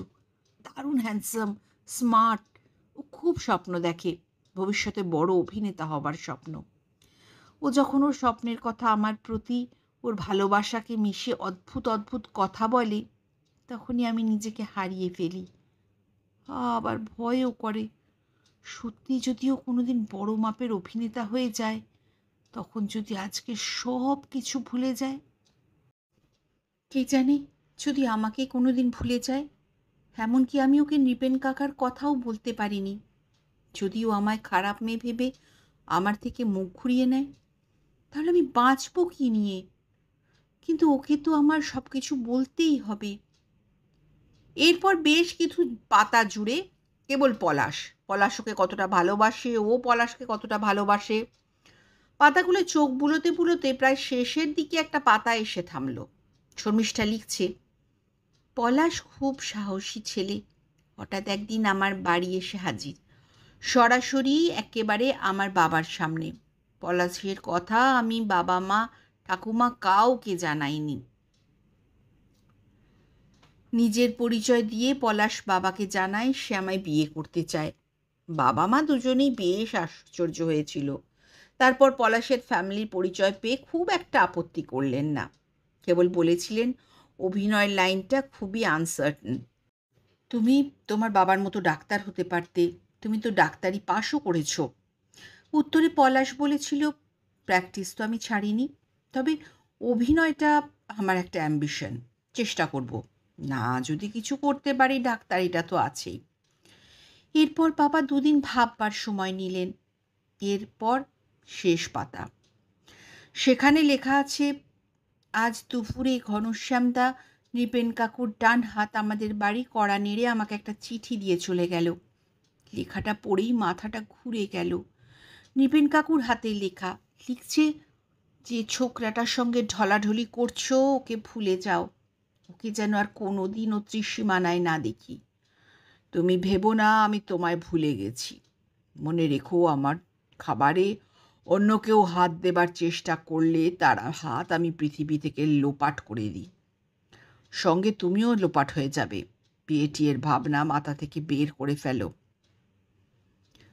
তুমি আমার, না হলে কারোরই নও। চিঠিটা বাবাকে দেখালাম। বাবা একটু মুচকি হাসলেন, বললেন, দু একদিনের মধ্যে আমি পলাশের বাবার সঙ্গে দেখে কথা বলবো। ওনারা রাজি থাকলে আমি এ মাসেই তোমাদের বিয়ে দেব। এর বেশি তুমি আর কিছু চিন্তা করবে না। ডায়েরির লেখা শেষ। শর্মিষ্ঠা আর কিছু লেখেনি। ডায়েরিটা মুড়ে রাখতে রাখতে নীল নিজের মনেই বলল, মেয়েটা আর কিছু লেখেনি, তার মানে এই ঘটনার পরই সব শেষ হয়ে যায়। কিন্তু পলাশের ঠিকানাটা কেন লেখেনি? কি গুরু, নিজের মনে কি বকবক করে কথা বলছো? এর আগে একবার এসে দেখে গেলাম। তন্ময় হয়ে কিছু পড়ছো, এখন এসে দেখি বিড়বিড় করছো। রহস্য খুব জটিল মনে হচ্ছে। নীল জিজ্ঞাসা করল, কখন এলি? এই মিনিট 15-20 আগে। কিন্তু আমার কথার উত্তর দিলে না তো। ডায়েরিটা পড়।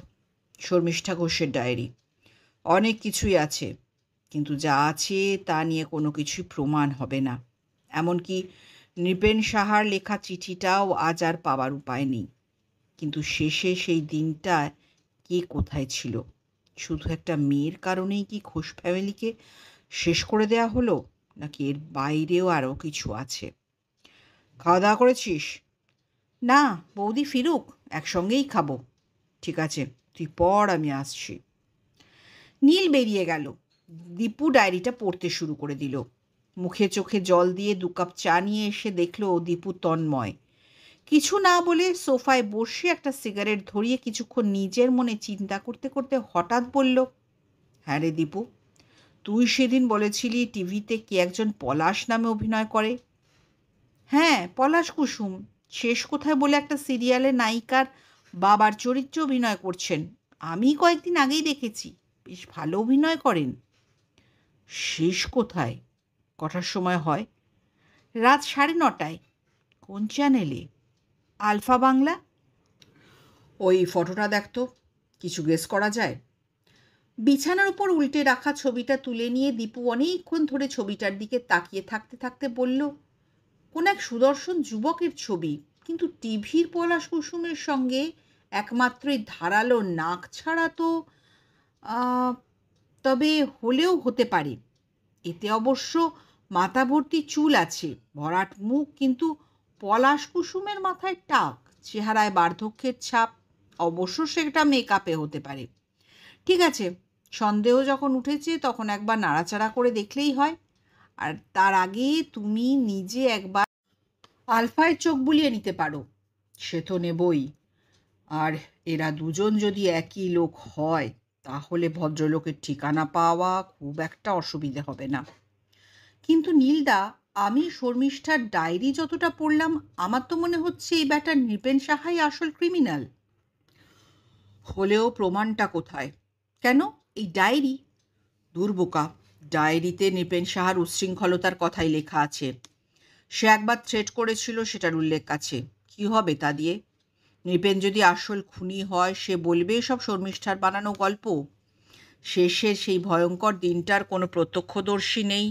ঠিক কী ঘটেছিল, কেনই বা এত রিভেঞ্জ, সেসব উত্তর পাবো কোথায়? ঠিক আছে, তুই ওটা শেষ কর। আর ওই লেডিস ব্যাগটা আমায় দে তো, ওটা একবার খুলে দেখি। কিছু না বলে ব্যাগটা নীলের হাতে ধরিয়ে দীপু ডায়েরিতে মন দিল। যে আশার উত্তেজনা নিয়ে নীল সেই ধূলি ধূসরিত জীর্ণপ্রায় লেডিস সাইড ব্যাগটা খুলল, সেটি ক্রমে নিরাশায় পরিণত করল। কিছু টুকিটাকি কাগজ, কিছু সিনেমার কাউন্টার পার্ট, একটা শুকিয়ে যাওয়া লিপস্টিক, গোটা 2 পেন, একটা ডট পেন আর একটা ফাউন্টেন পেন, শুকনো একটা গোলাপ ফুলের জীর্ণাংশ, একটা ছোট্ট টেলিফোনের খাতা। কিন্তু কোনো নাম্বারই বোঝা যাচ্ছে না। সম্ভবত জলকালিতে লেখা হয়েছিল, সব ঝাপসা হয়ে গেছে। অতি কষ্টে পলাশ নামটা পাওয়া গেল, কিন্তু তার নাম্বার প্রায় ধুয়ে মুছে গেছে। একটা লেডিস রুমাল, কিছু খুচরো পয়সা, বাসের টিকিট, ট্রেনের টিকিট। ব্যাগের মধ্যে একটা চেন টানা অংশ ছিল। অনেক টানাটানি করেও চেনটা খোলা গেল না। অবশেষে বাধ্য হয়েই ব্লেড দিয়ে চেনের অংশটা কেটে ফেলতে হলো। চেন টানা পকেটটা সিল্ক কাপড়ের। ভেতর থেকে বেরোলো খান চারেক চিঠি, সবই পলাশের প্রেমপত্র। এর মধ্যে একটা চিঠি ওর নজর কাড়ল। চিঠিটা পলাশের নয়, শর্মিষ্ঠার হাতের লেখা, কোনো একটা মেয়ের উদ্দেশ্যে লেখা। সম্ভবত চিঠিটা পাঠানো হয়নি। ছোট্ট হাত চিঠি, ম্যাগনিফ্লাইং গ্লাসের নিচে রেখে ধীরে ধীরে পড়ল। কাজটা তুই ঠিক করছিস না। তুই জানিস আমি পলাশকে ভালোবাসি। সে এক ধরনের নোংরামি। এসব করিস না। চিঠিটা ওইটুকুই। কার উদ্দেশ্যে লেখা বোঝা গেল না, তবে প্রেমের ক্ষেত্রে কেউ একজন তার প্রতিদ্বন্দ্বী হয়ে উঠেছিল। কিন্তু কে, বোঝার উপায় নেই, জানারও কোনো সম্ভাবনাই নেই। ততক্ষণে দীপুর ডায়েরি পড়া শেষ। বিছানার ওপর শর্মিষ্ঠার ডায়েরিটা সযত্নে রেখে দিতে দিতে বলল, এই পলাশ কুসুমই কি আজকের অভিনেতা পলাশ কুসুম? কারণ এখানেই লিখছে পলাশের অভিনয় করার ইচ্ছে ছিল। নীল বলল, কিন্তু সে তো আবার ডাক্তারিও পাশ করেছিল। একদিন যাবে নাকি পলাশ কুসুমকে বাজাতে? হ্যাঁ, যেতে তো হবে, যদিও না একই নামের বহু লোক থাকতে পারে। আরে এ তো আর অমল বিমল কমল নয়, নামটার মধ্যে একটা আনকমন ব্যাপার আছে। পলাশ বরণ নয়, পলাশ কুমারও নয়, পলাশ কুসুম।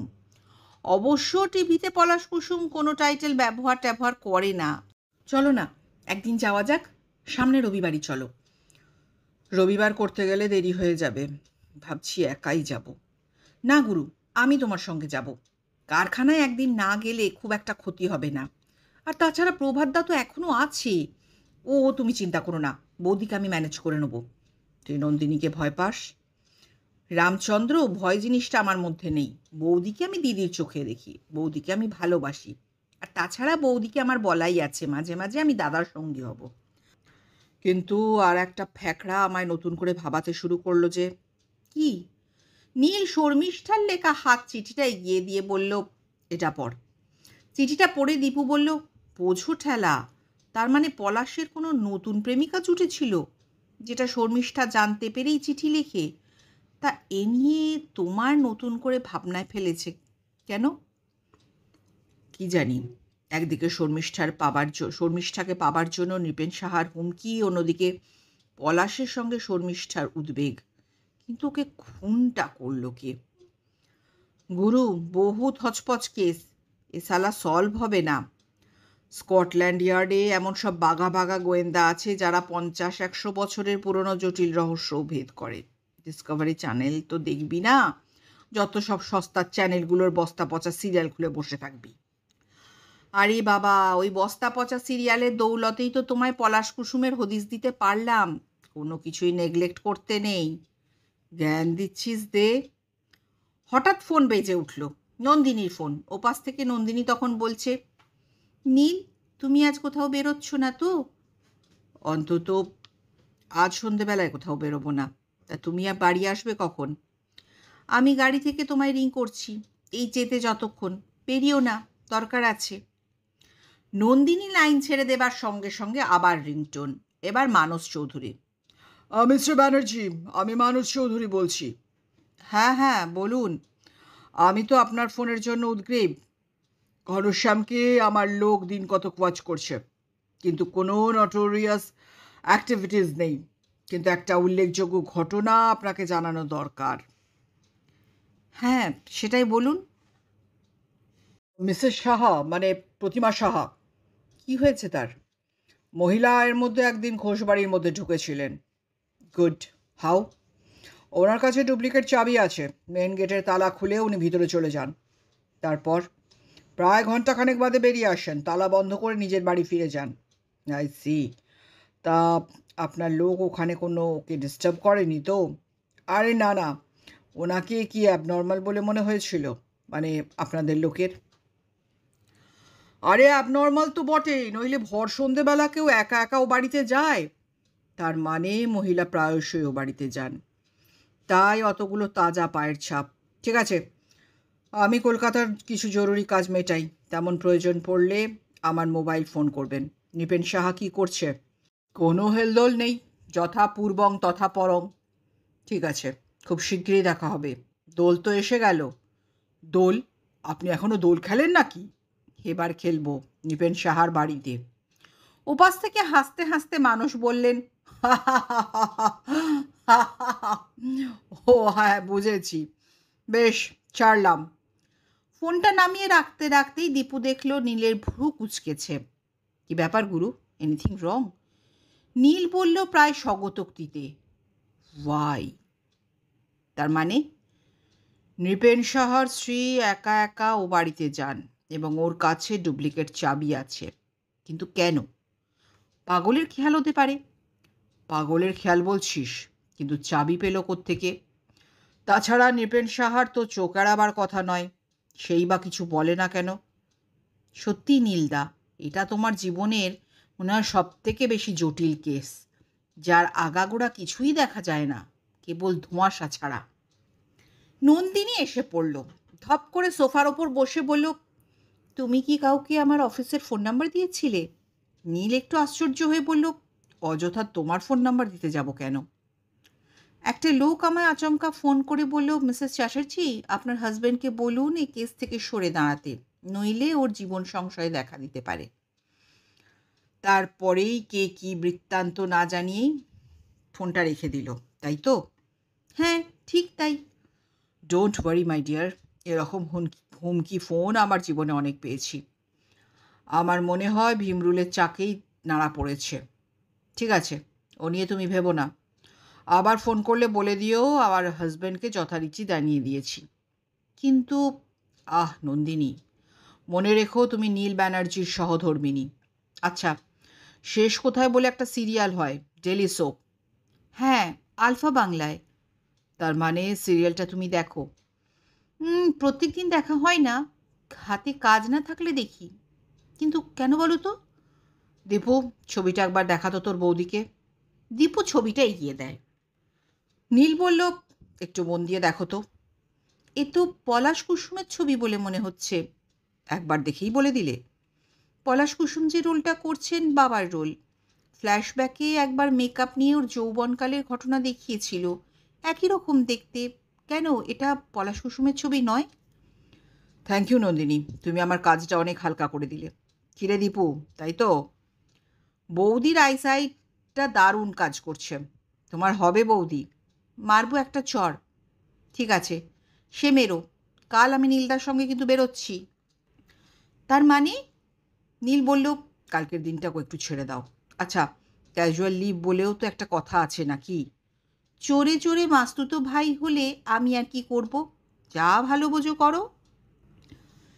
NT1-এ পৌঁছোতে ওদের প্রায় 1:30টা বেজে গেল। মেন গেটের সামনে গিয়ে দেখলো বড় লোহার গেটটা বন্ধ।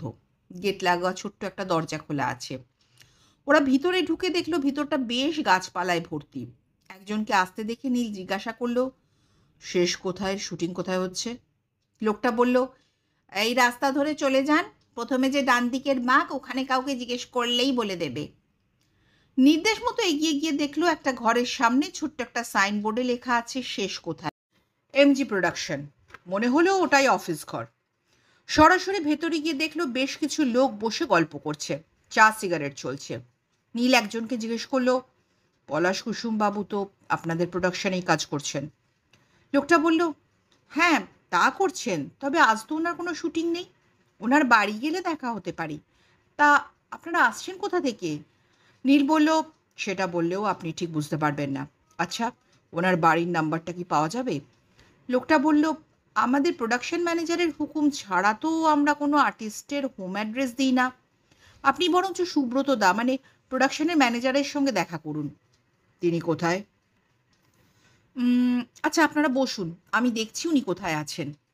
লোকটা চলে গেল।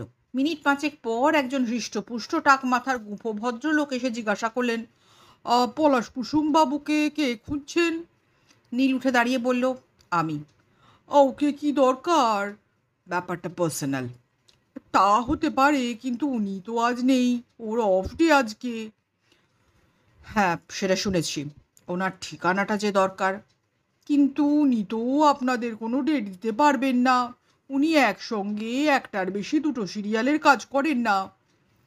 আমরা যে কারণে ওনার সঙ্গে দেখা করতে চাই তার সঙ্গে সিরিয়ালের কোনো সম্পর্ক নেই। আপনি নির্ভয়ে ওনার ঠিকানাটা দিতে পারেন। কারণটা জানতে পারলে খুবই ভালো হতো। আমরা আসছি লালবাজার থেকে। এই আমার আইডি কার্ড। এরপর নিশ্চয়ই আপনার আর অসুবিধে নেই ঠিকানা জানানোর। ভদ্রলোক নীলের কার্ডটা একবার দেখে নিয়ে বলল, কিন্তু উনি তো খুব রিজার্ভ আর নির্বিরোধী মানুষ, পুলিশের সঙ্গে তো। অধৈর্য হয়ে নীল বলল, আপনি ঠিকানাটা দিন, নইলে আমাদের কিন্তু অন্য ব্যবস্থা করতে হবে। তারপর ঠিকানা পিতে আর দেরি হলো না। লেক গার্ডেন্সের একটা ঠিকানা। এনটি থেকে বেরিয়ে একটা ট্যাক্সি নিয়ে ওরা সোজা চলে এলো লেক গার্ডেন্স।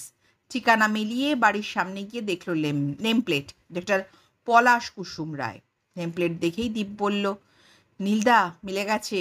শর্মিষ্ঠার ডায়েরিতেও লেখা ছিল পলাশ তখন সবে ডাক্তারি পড়ছে। এই একই লোক। হ্যাঁ, দেখা যাক চল, বলে বেল টিপল নীল। না, কোনো চাকর বা দারোয়ান নয়, একজন মহিলা বেরিয়ে এলেন। বছর 40-45 মতো বয়স হবে, বেশ শৌখিন চেহারা, দেখতেও সুন্দরী। মহিলা জিজ্ঞাসা করলেন, কাকে চাইছেন? নীল বলল, ডাক্তার পলাশ কুসুম রায়কে। কারণটা আমায় বলতে পারেন? আমি ওনার স্ত্রী। নমস্কার, ব্যাপারটা একটু কনফিডেন্সিয়াল, আমরা ওনার সঙ্গেই কথা বলতে চাই। মহিলার একটু ভ্রু কোঁচকালো। হঠাৎ ভিতর থেকে একটা পুরুষ কণ্ঠ ভেসে এলো, কে এসেছে চন্দ্রা? চন্দ্রা নামটা শুনেই নীল আর দীপু পরস্পরের মুখ চাওয়াচাওয়ি করল। দুম করে নীল জিজ্ঞেস করল, আপনি মিসেস চন্দ্রা রায়? আমি নৃপেন সাহার মেয়ে। চন্দ্রা একটু বিস্মিত হয়ে জিজ্ঞেস করল, আপনি আমার বাবাকে চেনেন? ঘাড় নাড়তে নাড়তে নীল বলল, তা একটু আধটু চিনি বই কি। ঠিক তখনই পলাশ কুসুম এসে হাজির। অত্যন্ত সুপুরুষ, কাটা কাটা চোখ, নাক চিবুক। বয়স 50 পেরিয়েছে, কিন্তু একটু বয়স্ক লাগে বিরল কেশের জন্য। চন্দ্রাদেবী বললেন, এরা তোমায় খুঁজছেন। বলেই চন্দ্রাদেবী ভিতরে চলে গেলেন। বেশ ভারী আর গম্ভীর গলায় পলাশবাবু বললেন, আ প্রাইভেট ইনভেস্টিগেটর? ভাই, অ্যাম আই আ ক্রিমিনাল?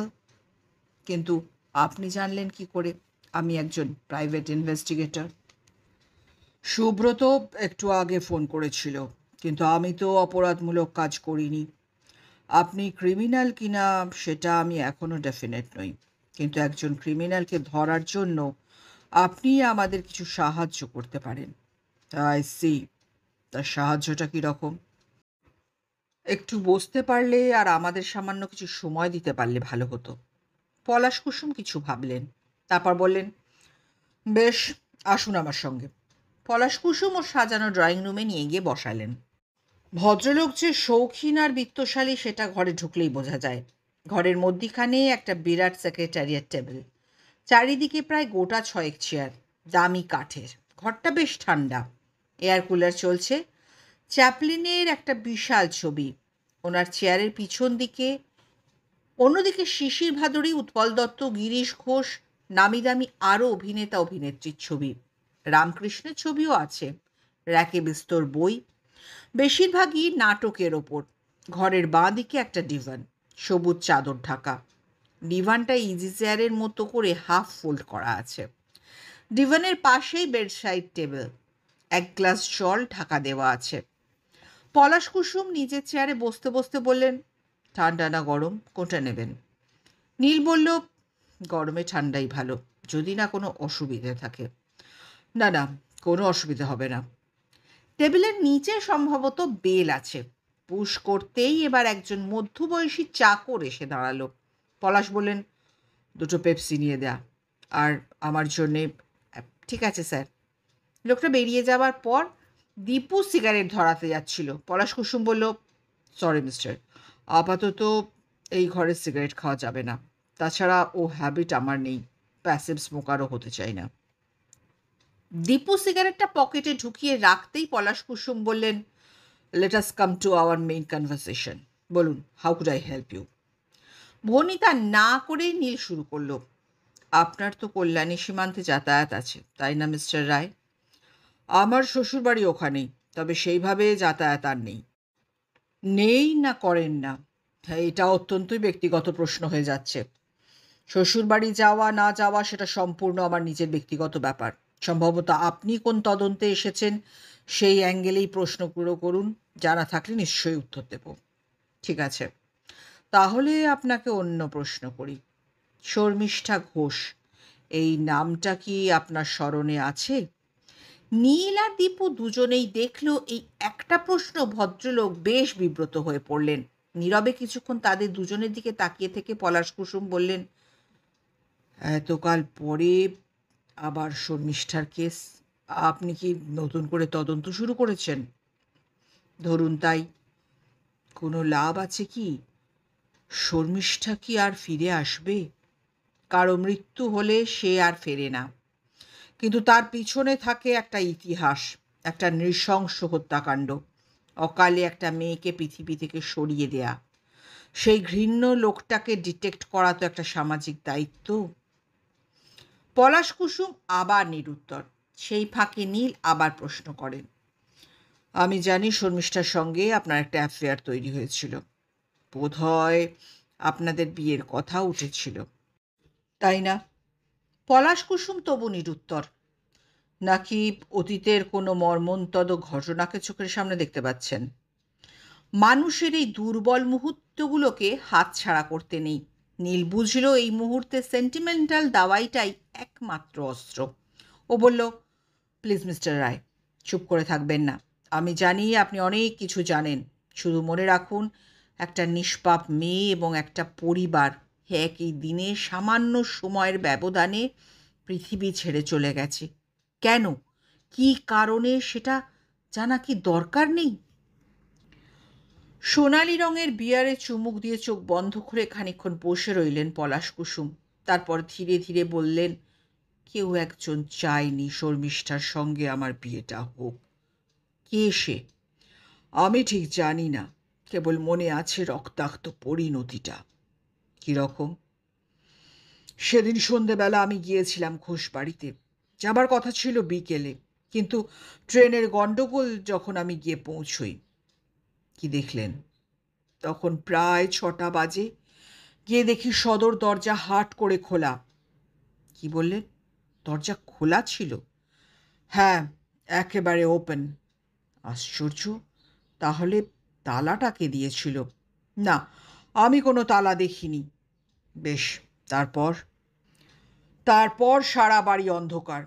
শর্মিষ্ঠার নাম ধরে বেশ কয়েকবার ডেকেও ছিলাম, কোনো শব্দ নেই। তারপর আলো জ্বালাতেই উফ, কি বিভৎসতে দৃশ্য! একদিকের সোফায় বাবা মা, অন্যদিকের সিঙ্গেল সোফায় শর্মিষ্ঠা মৃত অবস্থায় পড়ে আছে। রক্তের চারিদিক ভেসে যাচ্ছে, আর আর দাঁড়াবার মতো মানসিক অবস্থা ছিল না। আমি নিমেষে স্থান পরিত্যাগ করে সোজা ফিরে আসি কলকাতায়। সে কি, আপনি লোকাল থানায় ফোন করেননি? সরি, নিজেকে আমি কোনো রকমভাবেই ঘটনার সঙ্গে জড়াতে রাজি ছিলাম না। একটু চুপ করে থাকার পর নীল জিজ্ঞেস করল, কিন্তু একটা ব্যাপার আমি ভেবে পাচ্ছি না, চন্দ্রা দেবীকে আপনি বিয়ে করলেন কিভাবে? এটাও কি লাভ? না, আমার দিক থেকে চন্দ্রার প্রতি কোনো দুর্বলতা ছিল না। চন্দ্রা মাঝে মাঝে শর্মিষ্ঠার কাছে আসতো। শর্মিষ্ঠা থেকে তন্দ্রা কিছুটা জুনিয়র। বয়সে চন্দ্রা ছোট ছিল। চন্দ্রার তখন কতই বা বয়স, 17-18। আমার প্রতি একটা দুর্বলতা চন্দ্রার গ্রো করেছিল, আমি সেটা বুঝতে পারতাম। সেই কারণেই আমি শর্মিষ্ঠাকে বিয়ের জন্য চাপ দিয়েছিলাম। তারপর হঠাৎ একটা উড়ো চিঠি পাই। শর্মিষ্ঠা সম্বন্ধে অনেক নোংরা কথা লেখা ছিল সেই চিঠিতে। যেমন, ও নাকি এক কথায় ফ্লার্ট গার্ল, এর আগে অনেক ছেলের সঙ্গে মেলামেশা করেছে, এমনকি নৃপেন সাহার সঙ্গে দৈহিক সম্পর্ক হয়েছিল এবং প্রেগনেন্ট। আপনি বিশ্বাস করেছিলেন? পলাশ কুসুম হাসলেন, তারপর বললেন, ঈর্ষা, সন্দেহ, অবিশ্বাস এগুলো নিয়ে অনেক বড় বড় কথা বলা যায়, কিন্তু প্রেমের ক্ষেত্রে এগুলো আসবেই, আসেও। যারা অস্বীকার করে, যারা বলে সত্যিকারের ভালোবাসায় কখনো অবিশ্বাসকে জায়গা দিতে নেই, তারা জানে না প্রেম কত বড় দুর্বল। একটুতেই সে অবিশ্বাসী হয়ে ওঠে। আপনি কি সে কারণেই? না না, চিঠিটা পাওয়ার পর আমার মধ্যে তাৎক্ষণিক একটা রিয়াকশন হয়েছিল। ভেবেছিলাম ওকে খোলাখুলি ব্যাপারটা জিজ্ঞাসা করব। বোধহয় সেই কারণেই সেই সন্ধ্যেতে আমার ওখানে যাওয়া। কিন্তু প্রশ্নটা প্রশ্নই থেকে গেল। কিন্তু চন্দ্রাদেবীকে বিয়ে করা? প্রায় ৩-৪ দিন পর খবরের কাগজে ঘোষ বাড়ির মার্ডার কেসটা ফ্ল্যাশ হয়। তারপর নৃপেন সাহা গ্রেপ্তার হয়, ছাড়া পায়।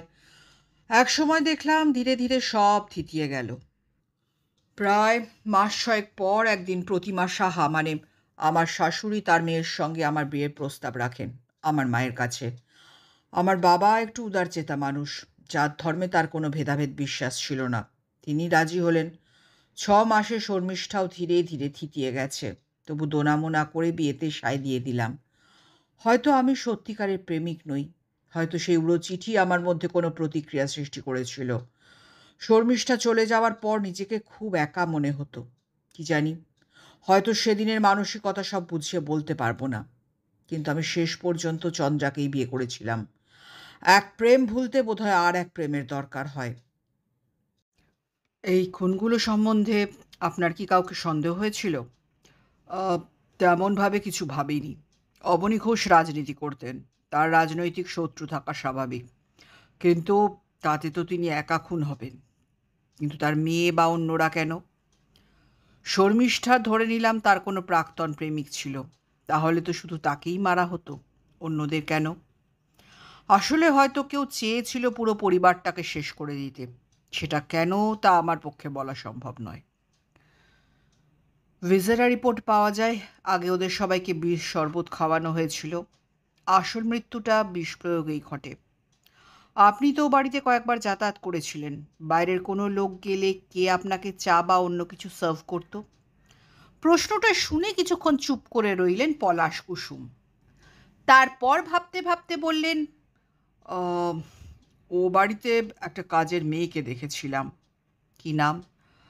কে জানে। কেমন দেখতে মনে আছে?" না, সেভাবে তো দেখা হয়নি। একটু মনে করার চেষ্টা করুন তো।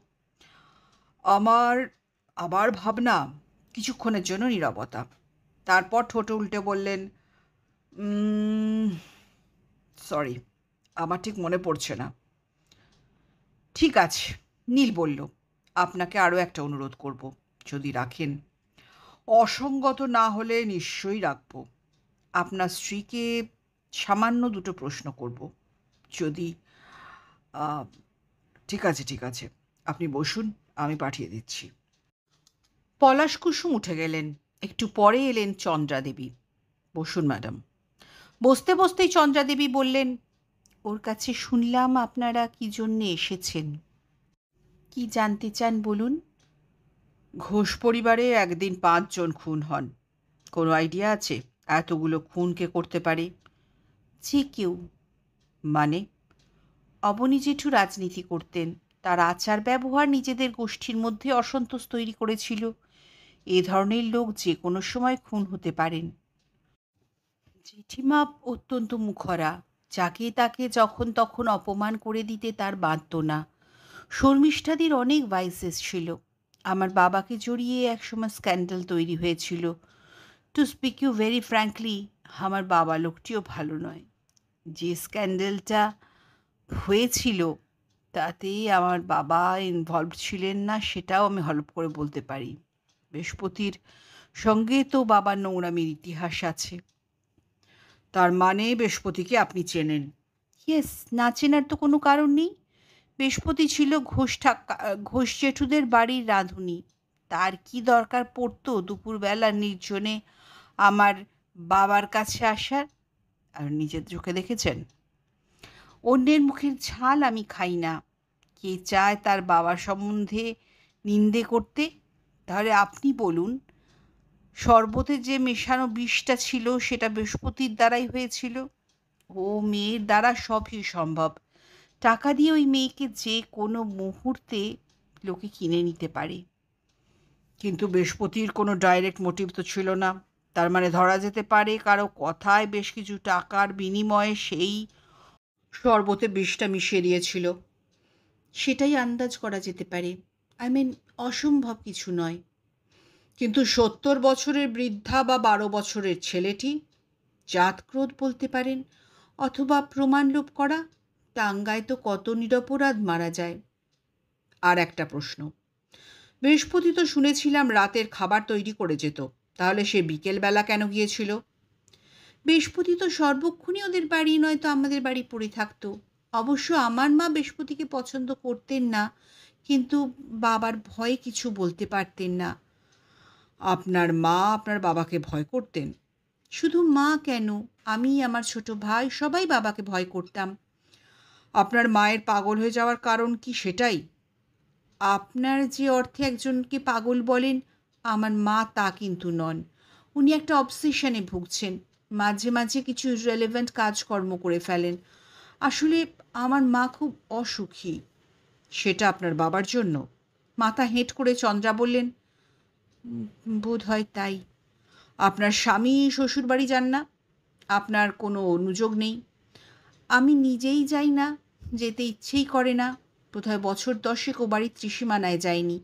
কেন? এই প্রশ্নটা করছেন কেন? এই প্রশ্নটা করবেন না, প্লিজ। না, আর আপনাকে কোনো প্রশ্নই করব না। আমার থেমে থাকা অনেক প্রশ্নের উত্তর আমি পেয়ে গেছি। বোধহয় আপনার সঙ্গে দেখা না হলে রহস্য রহস্যই থেকে যেত। আজ চলি। পলাশ কুসুম বাবুকে আমার আন্তরিক ধন্যবাদ জানাবেন ফর হিজ কোঅপারেশন। বাইরে বেরিয়ে নীল বলল, চন্দ্রাদেবী জানেন। সামান্য অবাক হয়ে দীপু বলল, কি জানেন? ৬টা খুনের পিছনে কার হাত আছে। কি করে বুঝলে? চন্দ্রাদেবী কেন বাপের বাড়িতে যান না? সব বিবাহিতা মহিলারই বাপের বাড়ির দিকে একটা তীব্র আকর্ষণ থাকে। কিন্তু চন্দ্রাদেবী নেই কেন? 10 বছর, কম কথা নয়। বোধহয় কারোর সঙ্গে ঝগড়াঝাটি হয়েছে। কার সঙ্গে? বাবা মা নাকি ভাই ভাইয়ের বউ? ভাই বা ভাইয়ের বউয়ের সঙ্গে ঝগড়া হলে মেয়েরা বাপের বাড়ি যাওয়া বন্ধ করে না, কারণ বাবা মা বেঁচে আছেন। তাহলে হয়তো বাবা মায়ের সঙ্গে হতে পারে। না রে দীপু, ঠিক ঝগড়া নয়, অন্য কোনো কারণ আছে, এবং কারণটা উনি বলতে চান না। তুমি কিছু গেস করতে পারছো? বোধহয় পারছি, কিন্তু দুটো জায়গায় খটকা লাগছে। খটকা? কি কি? প্রায় নিজের মনে মনেই নীল বলল, তাই যদি হয় তাহলে বৃহস্পতিকে কে খুন করল? এই তো আবার হেয়ালি আরম্ভ করলে। হ্যাঁ, হেয়ালি তো বটেই। এই পয়েন্টটা এসে আটকে যাচ্ছে, কাকে দিয়ে বৃহস্পতিকে মারালো। বুঝতে পেরেছি। কি বুঝেছিস? খুনিকে তুমি বোধহয় চিনতে পেরেছ, তাই এখন উল্টোপাল্টা বকতে শুরু করেছ। উল্টোপাল্টা বকছি না রে, আমি ঠিক পথেই যাচ্ছি। না, এখন আর কোনো কথা নয়। চল, বাস এসে গেছে। এদিকে দোল পূর্ণিমাও এসে গেল। কালই আমি কল্যাণী সীমান্তে যাচ্ছি, কয়েকদিন থাকতে হবে হয়তো। কলকাতার কাজ শেষ? মনে হচ্ছে।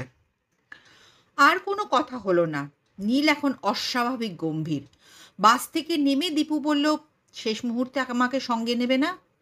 না। সাইকেল হাউসটা কি ডকে তুলতে চাস? জানিস না তোর বৌদি নতুন করে কত টাকা ইনভেস্ট করেছে? বেজার মুখে দীপু বলল, খাচ্ছিল তাতে তাঁত বুনে, কাল হলো তার এড়ে গরু কিনে।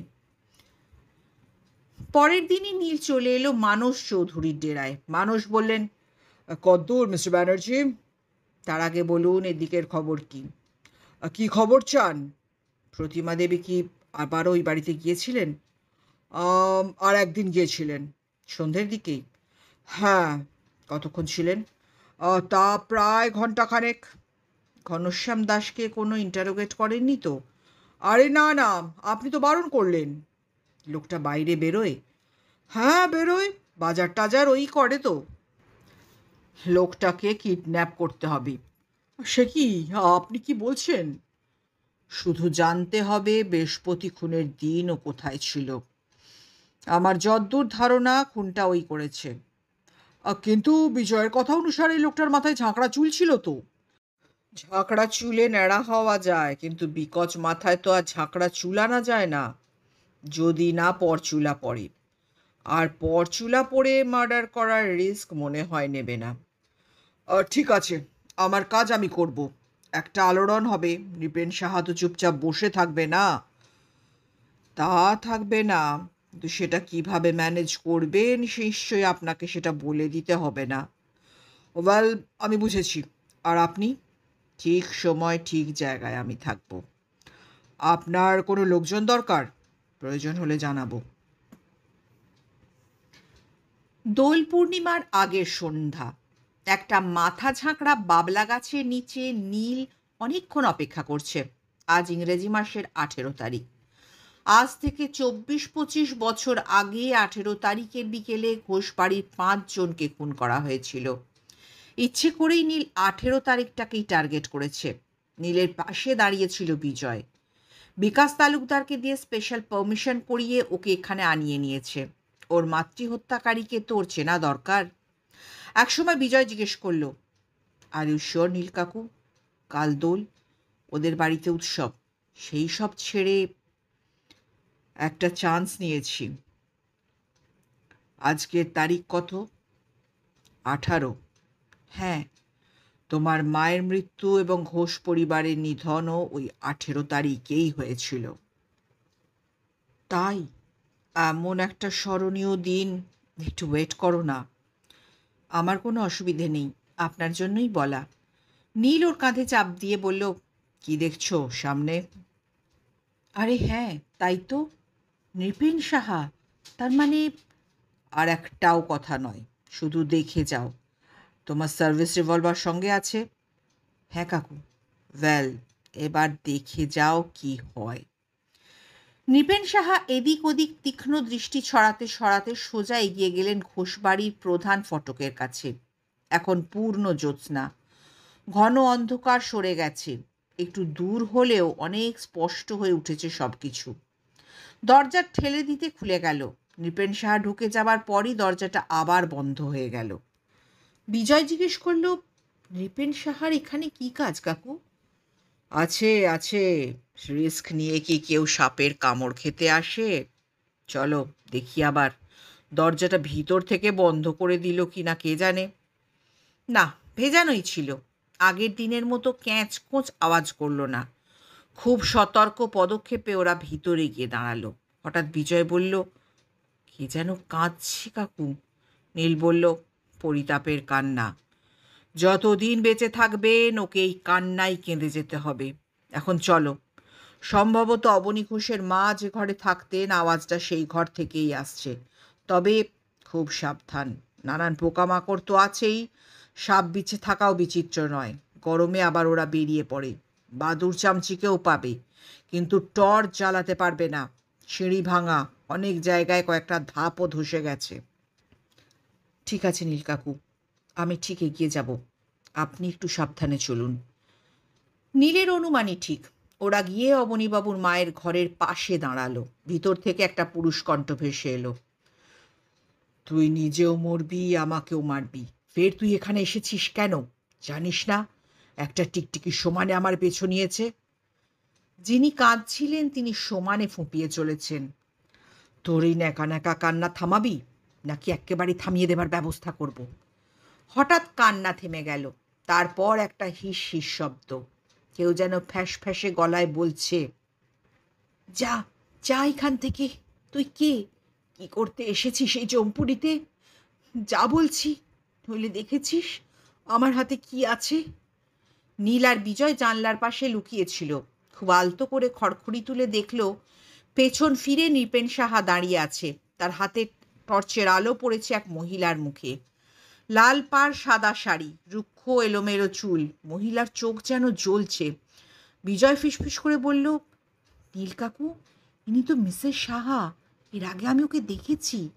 নীল আরও নিম্ন স্বরে বলল, আমি জানি, আর কোনো কথা বলো না, একদম চুপ।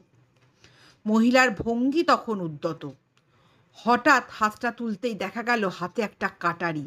নৃপেন সাহার দিকে তেড়ে আসার ভঙ্গিতে বললে, এখনো দাঁড়িয়ে আছিস কেন? দেখছিস আমার হাতে কি? সেদিনের মতো এক কোপে শেষ করে দেবো। যা, যা বলছি। নৃপেন সাহা বলল, ঠিক আছে, আমি যাচ্ছি, তুইও চল। মহিলা আগের মতোই ফ্যাঁসে গলায় বলল, হ্যাঁ, কে আমার এলো? ওর কথা শুনে আমায় যেতে হবে। আমি এখানেই থাকবো। তাদের জন্য আমি কাঁদবো। তুই কে রে? ও হ্যাঁ, এবার চিনেছি। তুই তো তুই তো সেই শয়তানটা। যা, ভালো চাস তো এখান থেকে চলে যা, নইলে। মহিলা এবার সত্যিই ধারালো কাটারিটা তুলে এগিয়ে এলেন। নৃপেন সাহা ভয় পেয়ে পিছিয়ে এসে বললেন, না, তোর দিন শেষ হয়ে এসেছে। ঘনশ্যামটা যে কদিন ধরে কোথায় গেল? আসুক ঘনশ্যাম, পাশের পচা পুকুরে তোকে জ্যান্ত চুবিয়ে মারব। নৃপেন সাহা খড়মের খটখট শব্দ তুলে বেরিয়ে গেলেন। বিজয় জিজ্ঞেস করল, কাকু, এবার কি করবেন? চুপ, কোনো রকম শব্দ না করে শুধু দেখে যাও মহিলা কি করেন। আগের মতোই খড়খড়ি সামান্য তুলে দুজনেই ঘরের মধ্যে চোখ ফেলল। দরজা খোলা থাকায় বাইরে থেকে চাঁদের আলো এসে পড়েছে। মহিলা তখন একা একা ঘরের মধ্যে পায়চারি করছেন, বিড়বিড় করে কি সব বকছেন। একসময় ঘরের একদিকে থাকা ঠাকুরের বড় সিংহাসনের সামনে গিয়ে বসলেন। তারপরে সিংহাসনের পাশে থাকা সেই মোমবাতিটা নিয়ে জ্বালালেন। ধীরে ধীরে ফিরে এলেন অবনী ঘোষের মায়ের বিছানার কাছে। মোমবাতিটা পাশে রেখে আসন পিঁড়ি হয়ে বসলেন। বেশ কিছুক্ষণ ধ্যানস্থ ভঙ্গিতে বসে রইলেন। তারপর হঠাৎই গুমড়ে কেঁদে উঠে বলতে থাকলেন, মা, আমায় ক্ষমা করো মা, আমায় ক্ষমা করো। এ আমি চাইনি, বিশ্বাস করো, এ আমি চাইনি। চাওনি যদি, তাহলে আমার এই পরিবারটাকে শেষ করে দিলে কেন? অদ্ভুত এবং অলৌকিক এক পুরুষ কণ্ঠস্বরে বিজয় পর্যন্ত চমকে উঠল। বিজয়ের মনে হলো কে যেন বহু দূর থেকে কথাগুলো ভাসিয়ে দিচ্ছে। পাশে দাঁড়িয়ে থাকা নীলকে ডাকতে গিয়ে দেখে নীল সেখানে নেই। বিজয় কিছুতেই বুঝতে পারল না এরকম ভুতুড়ে কণ্ঠস্বর আসছে কোথা থেকে, কিন্তু বেশি ঔৎসুক্য না দেখিয়ে ও এর পরের ঘটনাটা লক্ষ্য করে চলল। আবার সেই কণ্ঠস্বর, কি হলো? চুপ করে আছো কেন? তন্ময়ে আবিষ্ট ভঙ্গিতে প্রতিভা দেবী উঠে দাঁড়ালেন। চারিদিকে দেখতে দেখতে জিজ্ঞেস করলেন, কে, কে তুমি? কণ্ঠস্বর এত তাড়াতাড়ি ভুলে গেলি? মাত্র তো 24-25টা বছর কেটেছে। ও, ও বনিদা। যাক, তাহলে চিনতে পেরেছো। পাগলের ভান করে আছো কেন? তুমি তো পাগল নও। পাগলের ভান না করলে কবেই তো আমাকেও আপনাদের কাছে চলে যেতে হতো। সেটাই তো ভালো হতো। তাহলে আর আমার পুরো বাড়িতে বাড়াবাড়ি তোমায় ছুটে আসতে হতো না। কাঁদছো কেন? পাপের প্রায়শ্চিত্ত করতে? হ্যাঁ, হ্যাঁ, তাই। সারা জীবন কেঁদেও আমার পাপের প্রায়শ্চিত্ত হবে না। কেন? কিন্তু খুনগুলো করলে কেন? সেসব অনেক কথা। কি হবে সে কথা জেনে?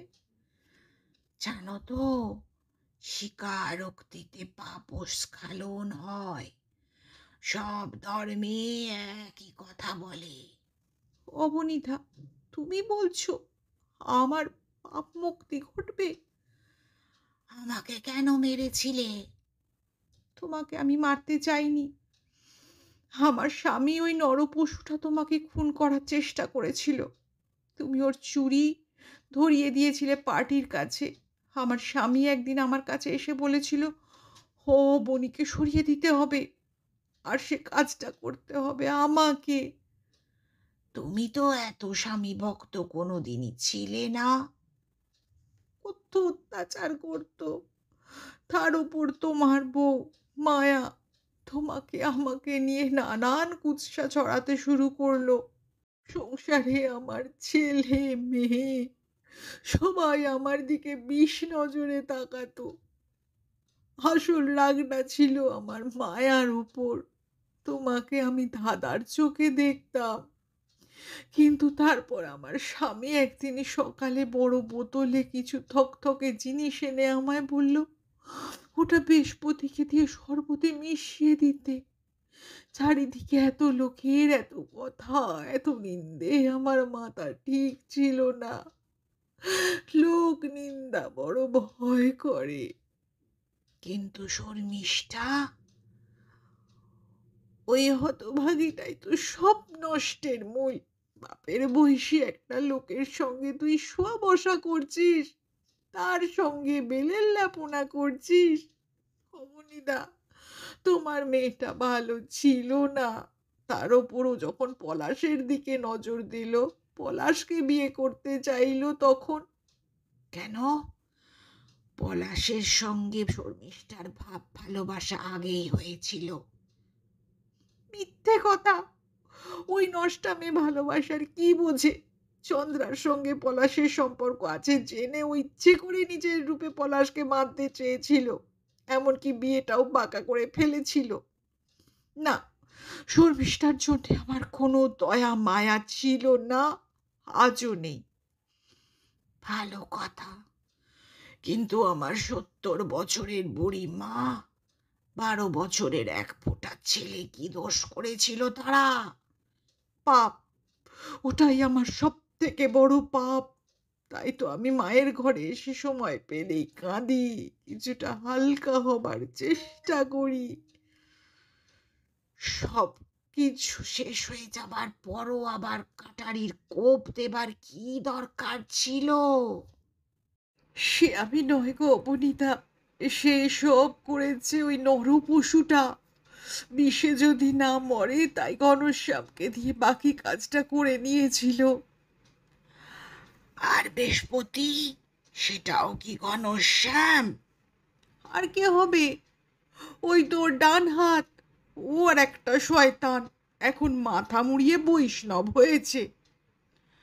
অর্থাৎ প্রমাণ লোপাটের জন্য ওই বৃহস্পতিকে খুন করা হলো? বোধ হয় তাই। বৃহস্পতি তো ছিল আমার স্বামীর পড়ে পাওয়া 14 আনা। কয়েকটা টাকার বিনিময়ে নৃপেন সাহা তো ওকে নিয়ে আমার সামনেই। অবনীদা, অবনীদা, তুমি বলো না সব পাপ আমার একার? অবনীদা, অবনীদা, কথা বলছো না কেন? অবনীদা, আছো? অবনীদা। আর কোনো সাড়া নেই। সারা ঘরটা আবার ডুবে গেল নৈঃশব্দে। তারপরেই একটা ধপাস শব্দ। বিজয় দেখল জ্ঞান হারিয়ে মাটিতে পড়ে গেছেন প্রতিমা সাহা। বিজয় ঠিক বুঝতে পারছিল না এই মুহূর্তে তার কি করা দরকার। হঠাৎ পিঠে আলতো ছোঁয়া অনুভব করে মুখ ফিরিয়ে দেখল নীল। নীল বলল, চলো বিজয়, আমার কাজ শেষ, আর এখানে দাঁড়ানোর কোনো দরকার নেই। ভাঙাচোরা দোতলা বেয়ে ওরা যখন ঘোষ বাড়ির বাইরে এসে দাঁড়ালো, আকাশে তখন পূর্ণচাঁদের স্নিগ্ধ আলো ছড়িয়ে পড়েছে চারিদিকে। সমস্ত ঘটনায় বিজয় হতচকিত। কোনো মতে সে জিজ্ঞেস করল, এতক্ষণ কি শুনলাম নীল কাকু? অবনী ঘোষের প্রেতাত্মা এলো কোথা থেকে? এরকম হয় নাকি? নীল হেসে বলল, এটা কোনো অলৌকিক ব্যাপার নয়। প্রেতাত্মা আবার কি, এসব আছে নাকি? তাহলে জাস্ট আ গেম অফ ভেন্ট্রিলোকুই, বৈজ্ঞানিক কৌশল। অনেকদিন আগে এক ম্যাজিশিয়ানের কাছে শিখেছিলাম। পাশ থেকে কথা বললেও মনে হবে কেউ যেন অনেক দূর থেকে কথাগুলো বলছে। আর হাতের কৌশলে কিছু ইকো এফেক্ট। তা নয় হলো, কিন্তু এসব প্রমাণ করবেন কি করে? নৃপেন সাহা তো বলবেন অশ্রী পাগল। পাগলের কথা আইন তো মানবে না। মৃদু হেসে নীল পকেট থেকে একটা ছোট্ট টেপ রেকর্ডার বার করলো। তারপর বলল, বঙ্কিম বলে একটা ছেলে আজ বহু বছর আগে এই যন্ত্রটা আনিয়ে দিয়েছিল। জাপানি জিনিস, আজও সমানে সার্ভিস দিয়ে যাচ্ছে। ইলেকট্রনিক্স টেকনোলজিতে জাপান অনেক এগিয়ে গেছে। থানায় গিয়ে যখন টেপটা চালাবো বুঝবে যন্ত্রটার মাহাত্ম্যটা কী। হঠাৎ বলা কওয়া নেই বিজয় ঢিপ করে নীলের পায়ের ধুলো নিয়ে মাথায় ঠেকালো। নীল বলল, আরে আরে, এর মানে কি? বিজয় বলল, গুণী মানুষকে তো কিছু দেবার যোগ্যতা আমার নেই। নেবার আছে, আর কিছু না হোক পায়ের ধুলোটা তো আছে। নীল বলল, তুমি দীপুর থেকেও পাগল। বিজয় বলল, কিন্তু নীল কাকু এরপর? নীল বলল, কাল তো দোল পূর্ণিমা, কীর্তনের আসর বসবে নৃপেন সাহার বাড়ি। বোধহয় কালও তোমার ফেরা হবে না। মানুষের ওখানে থেকে আমি বিকাশবাবুকে ফোনে সব বলে দেবো। কীর্তনের আসর বসেছে নৃপেন সাহার বিশাল হল ঘরে। এই ঘরটায় আগের দিন নীল আসেনি। মেঝে সাদা ফরাস পাতা। দোল উৎসবের দিন অনেক গণ্যমান্য অতিথিও আছেন, সাদামাটা গ্রামবাসীও আছে। আসরের মধ্যিখানে তখন খোল আর খঞ্জনির শব্দমাহাত্মে মুখর। মূল গায়েন আর দোহারদের সমবেত শব্দলহর শব্দদূষণের মাত্রা ক্রমাগত ছাপিয়ে যাচ্ছে। অবশ্য সেসব নিয়ে ভক্তকুল মোটেও চিন্তিত নয়। ঘনশ্যাম আজ নেই। ভক্তকুলই সব কিছু ব্যবস্থা করেছেন। নৃপেন সাহার পুত্র আর পুত্রবধূকেও দেখা গেল অতিথি আপ্যায়নে। আসরের এক প্রান্তে উজ্জ্বল আলোকবৃত্তের ঠিক নিচে একটা ছোট মঞ্চ, তার পিছনে মহাপ্রভুর সেই বিশাল ছবিটি মালা আর চন্দনে ভূষিত। তারই পদতলে মঞ্চটির উপর বসে আছেন স্বয়ং নৃপেন সাহা। ভক্তি গদগদ চিত্ত, অর্ধনিমীলিত নেত্র, দুই করতলে তাল ঠুকে চলেছেন। পাশেই বসে আছে নীল, বিশেষ আমন্ত্রিত অতিথি। নীলও ভক্তি গদগদ। কীর্তন তখন তুঙ্গে। আসরের মধ্যে তখন ভক্তকুল আকুল আবেগে দুহাত ঊর্ধ্বে তুলে নৃত্যরত। ঠিক তখনই নৃপেন সাহা অনুভব করলেন তার কোমরে কিসের যেন খোঁচা। বাঁ দিকে মুখ ঘুরিয়ে দেখলেন নীল তখনও ভক্তিরসে আপ্লুত, কিন্তু তার হাতে এমন কিছু আছে যেটি তার কোমরে আটকে আছে। মাথা নিচু করে দেখলেন একটি আগ্নেয়াস্ত্র, রিভলভার। নৃপেন সাহা কিছু বলতে চাইছিলেন, তার আগেই নীল বলল, এখন যে গাত্রোত্থান করতে হচ্ছে সাহা মশাই, এর অর্থ কি? একবার যে ওপরের ঘরে যেতে হবে, কারণ সেখানে গেলেই বুঝবেন। না এখানে চেঁচামেচি করলে ভক্তকুল আপনাকে নিয়ে বিব্রত হয়ে পড়বেন, সেটা আপনার পক্ষে শোভনীয় হবে না। নিন নিন, উঠে পড়ুন, সময় খুব অল্প। তাছাড়া পুলিশ সারা বাড়ি ঘিরে রেখেছে কিন্তু। রোষ কষায়িত নেত্রে একবার নীলকে দেখে নিয়ে বললেন, ঘনশ্যামটাকে হাতের কাছে পেলে পাবেন, সময় মতোই দেখা পাবেন। কেউ কেউ এদিকে তাকাচ্ছেন, ওদের কিছু বুঝতে না দেওয়াই ভালো। অগত্যা নৃপেন সাহাকে আসর ত্যাগ করতেই হলো। এরপর সোজা দোতলার ঘরে। মানস চৌধুরীও আসরে ছিলেন, সাদা পোশাকে। তিনিও চলে এলেন, বিজয়ও। দোতলার ঘরেও আলো জ্বলছিল। ঘরে তখন কেউ ছিল না। ঘরে ঢুকেই নৃপেন সাহার ছদ্ম খোলস খসে পড়ল। বললেন প্রায় হুঙ্কারের ভঙ্গিতেই, আমার জীবনে তোমার মতো অনেক টিকটিকি দেখেছি। তোমার এসব নাটক করার মানেটা কি? কি চাও তুমি? ওসব কথায় কর্ণপাত না করলে নীল বলল, চেঁচামেচি করে কোনো লাভ হবে না মিস্টার সাহা। আগেই বলেছি সারা বাড়ি পুলিশ ঘিরে রেখেছে। বাড়িতে অতিথি সমাগমও প্রচুর। অন্তত তাদের সামনে নিজের মানটুকু বজায় রাখতে গেলে আমি যা বলি সেগুলো শুনুন। হ্যাঁ, সেটাই তো আমি জানতে চাইছি, বক্তব্যটা কি তোমার?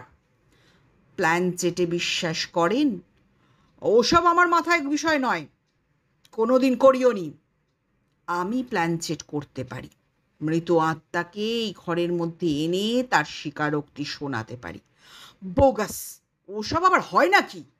হয় হয়, এক্ষুনি তার প্রমাণ পাবেন। মানসবাবু, ঘরের বাতিগুলো সব নিভিয়ে দিন তো, দরজা জানলা সব বন্ধ করে দিন। কীর্তনের আওয়াজ আবার আত্মারা সহ্য করতে পারে নাকি না। মানস তাই করলেন। অন্ধকার নেমে এলো সারা ঘরে। নীল বলতে শুরু করলো, আজ থেকে 24-25 বছর আগে অবনী ঘোষের বাড়িতে 5টা খুন হয়েছিল, 18ই জুলাইয়ের দুপুর থেকে বিকেলের মধ্যে। অন্ধকারে নৃপেন সাহার গলা শোনা গেল, পুরনো কাসুন্দি টকে গেছে। কিন্তু টকটা থেমে যায়নি। জানেন তো, পুরনো পাপের ছায়া বেশ লম্বা হয়, আর অতীত কথা বলে, কেবল শুনে নিতে হয়। এবার সেটাই শুনুন। আমি অবনী ঘোষের আত্মাকে আহ্বান করছি। অবনী ঘোষ, আপনি এই মুহূর্তে আপনার অতৃপ্ত আত্মা নিয়ে অশরীরী যেখানেই বিচরণ করুন। এখানে আসুন, এখানে আসুন, আসুন এখানে। খুলে দিন আপনার হত্যা রহস্যের জাল। আপনি কি চান না আপনার হত্যাকারী ধরা পড়ুক? ভুলে যাবেন না আপনার নিরীহ মা, নিরীহ বালক পুত্র কিভাবে মৃত্যুবরণ করে নিতে বাধ্য হয়েছিল? অবনী ঘোষ, অবনী ঘোষ, আপনি আসুন। অবনী ঘোষ, আসুন আপনি। আপনাকে আহ্বান জানানো হচ্ছে। আসুন, অবনী ঘোষ, আসুন। কিছুক্ষণের নিস্তব্ধতা। আবার নীলের গলা পাওয়া গেল। আপনি যদি এসে থাকেন, সামান্য কিছু শব্দ করে জানিয়ে দিন। মাত্র 2 সেকেন্ড পরই কট করে একটা শব্দ হলো। শব্দটা আর কিছুই নয়, টেপ চালানোর আওয়াজ। শুরু হলো ভেন্ট্রিলোকুইজমের সম্মোহনীর খেলা। বাজতে শুরু করলো আগের সন্ধেতে ঘোষ বাড়িতে টেপ করা নীল আর প্রতিমা সাহার কথোপকথন। একসময় টেপ শেষ হলো, আবার কট শব্দ। কেউ কিছু বলার আগেই নীল বলল, অবনীবাবু, আপনি কি চলে গেলেন? না, এই প্রশ্নের আর কোনো জবাব এলো না। নীল বলল, উনি চলে গেছেন। মানসবাবু, আলোটা জ্বালিয়ে দিন তো। আলো জ্বালতেই দেখা গেল মাথা নিচু করে বসে আছেন নৃপেন সাহা। তার দুদিকে মানস আর বিজয়। মুখে মিটমিটি শ্লেষের হাসি ফুটিয়ে নৃপেন বললেন, ও হে টিকটিকি, এইসব চালাকি আমার অনেক জানা আছে। টেপের শব্দ আমার চেনা, আর অবনীদার গলার আওয়াজও আমার খুব পরিচিত। নিশ্চয়ই নিশ্চয়ই, টেপের আওয়াজ যেমন আপনার চেনা, অবনী ঘোষের কণ্ঠস্বরও আপনার চেনা। মাত্র 24-25 বছরের পুরনো কণ্ঠস্বর যারা এমন স্মরণে থাকে, তার পক্ষে নিজের স্ত্রীর কণ্ঠস্বরটা নিশ্চয়ই ভুলে যাবার কথা নয়। ও তো একটা পাগলি। পাগলিটাকে অনেকদিন আগেই আমার পাগলা গারদে দিয়ে আসা উচিত ছিল। শয়তানও মাঝে মাঝে বিরাট ভুল করে ফেলে, বুঝলেন? আমার স্ত্রী কোথায়? কাল থেকে সে বাড়ি নেই। কি প্রমাণ করবে তাকে আর না পাওয়া গেলে? এবার মানুষ বললেন, আপনি নির্ভয় থাকুন মিস্টার সাহা। যদিও আপনি চেষ্টা করেছিলেন দোলের পরই আপনার স্ত্রীকে ঘনশ্যামের সাহায্যে পৃথিবী থেকে সরিয়ে দিতে, কিন্তু উপায় নেই। ঘনশ্যাম সে কথা স্বীকার করে ফেলেছে। আপনার স্ত্রী বহাল তবিয়তে আছেন, সুস্থ আছেন, দিব্যি খাওয়া দাওয়াও করছেন, এবং যথাসময়ে তিনি কোর্টে হাজিরাও দেবেন। এবং টেপের কথাগুলো যে তার, সেটি তিনি নিজের মুখেই বলবেন। এবং এও বলবেন তিনি পাগল নন, তাকে পাগল সাজিয়ে রেখেছেন আপনি, এবং মাঝে মাঝে খুন করারও চেষ্টা করেছেন। কিন্তু মিস্টার ব্যানার্জি তো বললেন শয়তানও মাঝে মাঝে ভুল করে ফেলেন। মানস থামতেই নীল বলল, আর একজন সেই কথাই বলবেন। কে? আপনার একমাত্র মেয়ে চন্দ্রা রায়। রাগে, দুঃখে, অভিমানে এবং আপনার প্রতি চরম ঘৃণায় যিনি এ বাড়িতে আর আসেন না। রাস্কেল, ওই মেয়েটাই হচ্ছে আমার জীবনের শনি। আপনার মতে। চলুন এবার ওঠা যাক। You are under arrest. নিজের হাতে একটাও খুন না করলেও খুনগুলো আপনিই করিয়েছিলেন। খুন যে করে আর খুন যে করায়, শাস্তির বহরটা কার বেশি সেটা আদালতই ঠিক করবে। দেখুন এবার বেরিয়ে আসতে পারেন কি না। মানসবাবু কিন্তু 90 দিনের আগেই আদালতে চার্জশিট দাখিল করতে পারবেন। তাহলে মানসবাবু। মানস এগিয়ে গিয়ে নৃপেন সাহার হাতে হাতকড়ি পরিয়ে দিলেন। নীল আবার বলল, সামনে দিয়ে যাবার দরকার নেই। ওদিক দিয়ে যাওয়াটা বোধহয় ঠিকও হবে না। যতই হোক নৃপেন সাহা বলে কথা। চলুন খিড়কি দিয়ে বেরিয়ে যাই। চন্দ্রালোকিত মাঠ দিয়ে পুলিশ বাহিনী যখন নৃপেন সাহাকে নিয়ে এগিয়ে চলেছে, রাস্তাঘাট তখন শুনশান। কেবল কীর্তনিয়াদের তারস্বরে ক্রমশ ক্ষীণ হতে হতে ক্ষীণতর হয়ে যেতে লাগলো।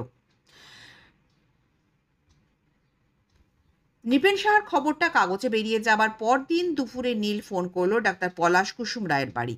পলাশ কুসুম ছিলেন না, শেষ কোথায় শুটিংয়ে গেছেন। ধরলেন ওর স্ত্রী। নীল বলল, নীল ব্যানার্জি বলছি। আই এম সরি মিসেস রায়, আপনি কেন সেদিন একটা প্রশ্নের উত্তর দিতে চাননি সেটা আমি বুঝি। কোনো মেয়ে কি পারে তার বাবার দুষ্কর্মের কথা কাউকে বলতে? এবার আপনি ফিরতে পারেন। আপনার ছোট ভাই আর তার স্ত্রী ভীষণ একা হয়ে পড়বেন। ওরা কিন্তু আপনার মতোই সম্পূর্ণ নির্দোষ।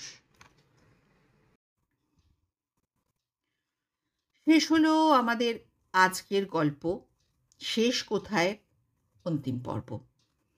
গল্পটা আশা করছি আপনাদের ভালো লেগেছে। গল্পটা ভালো লাগলে ভিডিওটাতে তো অবশ্যই একটা লাইক আপনাদের দিতে হবে, এবং যারা আমার চ্যানেলে নতুন গল্প শুনছেন বা নতুন ভিজিট করছেন চ্যানেলটা, তাদের বলবো আমাদের চ্যানেলটা একবার ঘুরে আসার জন্য। এখানে আরও বিভিন্ন ধরনের গোয়েন্দা গল্প আমরা নিয়ে আসি এবং আপলোড করা আছে, আপনারা শুনে দেখতে পারেন। এবং আমার গল্প, আমার গল্পের সিলেকশন, আমার কাজ আপনাদের কেমন লাগছে, গল্পটা কেমন লেগেছে, সমস্ত কিছু যা যা আপনাদের মনে চলছে, মাথায় চলছে, সব কিছু অবশ্যই আমার সাথে শেয়ার করতে পারেন। আপনাদের কমেন্ট, আপনাদের একটা সাবস্ক্রাইব, সব কিছুই কিন্তু আমাকে মোটিভেট করে নতুন নতুন গল্প আনার জন্য, আরও ভালো কাজ করার জন্য। সুতরাং আমার সাথে অবশ্যই আপনাদের ভালো লাগা এবং সাথে সাথে খারাপ লাগা, শুধু বলছি না ভালো লাগা, ভালো লাগা, খারাপ লাগা, সমস্ত কিছু অনুভূতি নির্দ্বিধায় শেয়ার করতে পারেন। তার জন্য নিচে কমেন্ট বক্স খোলা আছে, কমেন্ট করে জানান কেমন লাগলো বা আর কী ধরনের গল্প আপনারা শুনতে চান। আমি অবশ্যই চেষ্টা করব সেই গল্প নিয়ে কাজ করার। তাহলে চলুন, খুব তাড়াতাড়ি আরও একটা নতুন গল্প নিয়ে আমি দেবারতী আবার খুব শীঘ্রই ফিরে আসব। ততদিন আপনারা ভালো থাকুন, সুস্থ থাকুন এবং অডিও স্টোরি স্টেশন অবশ্যই শুনুন, এবং তার সাথে সাথে আরও ভালো ভালো গল্প শুনুন, পড়ুন। খুব ভালো থাকুন। খুব তাড়াতাড়ি আবার দেখা হচ্ছে। ততদিন টাটা।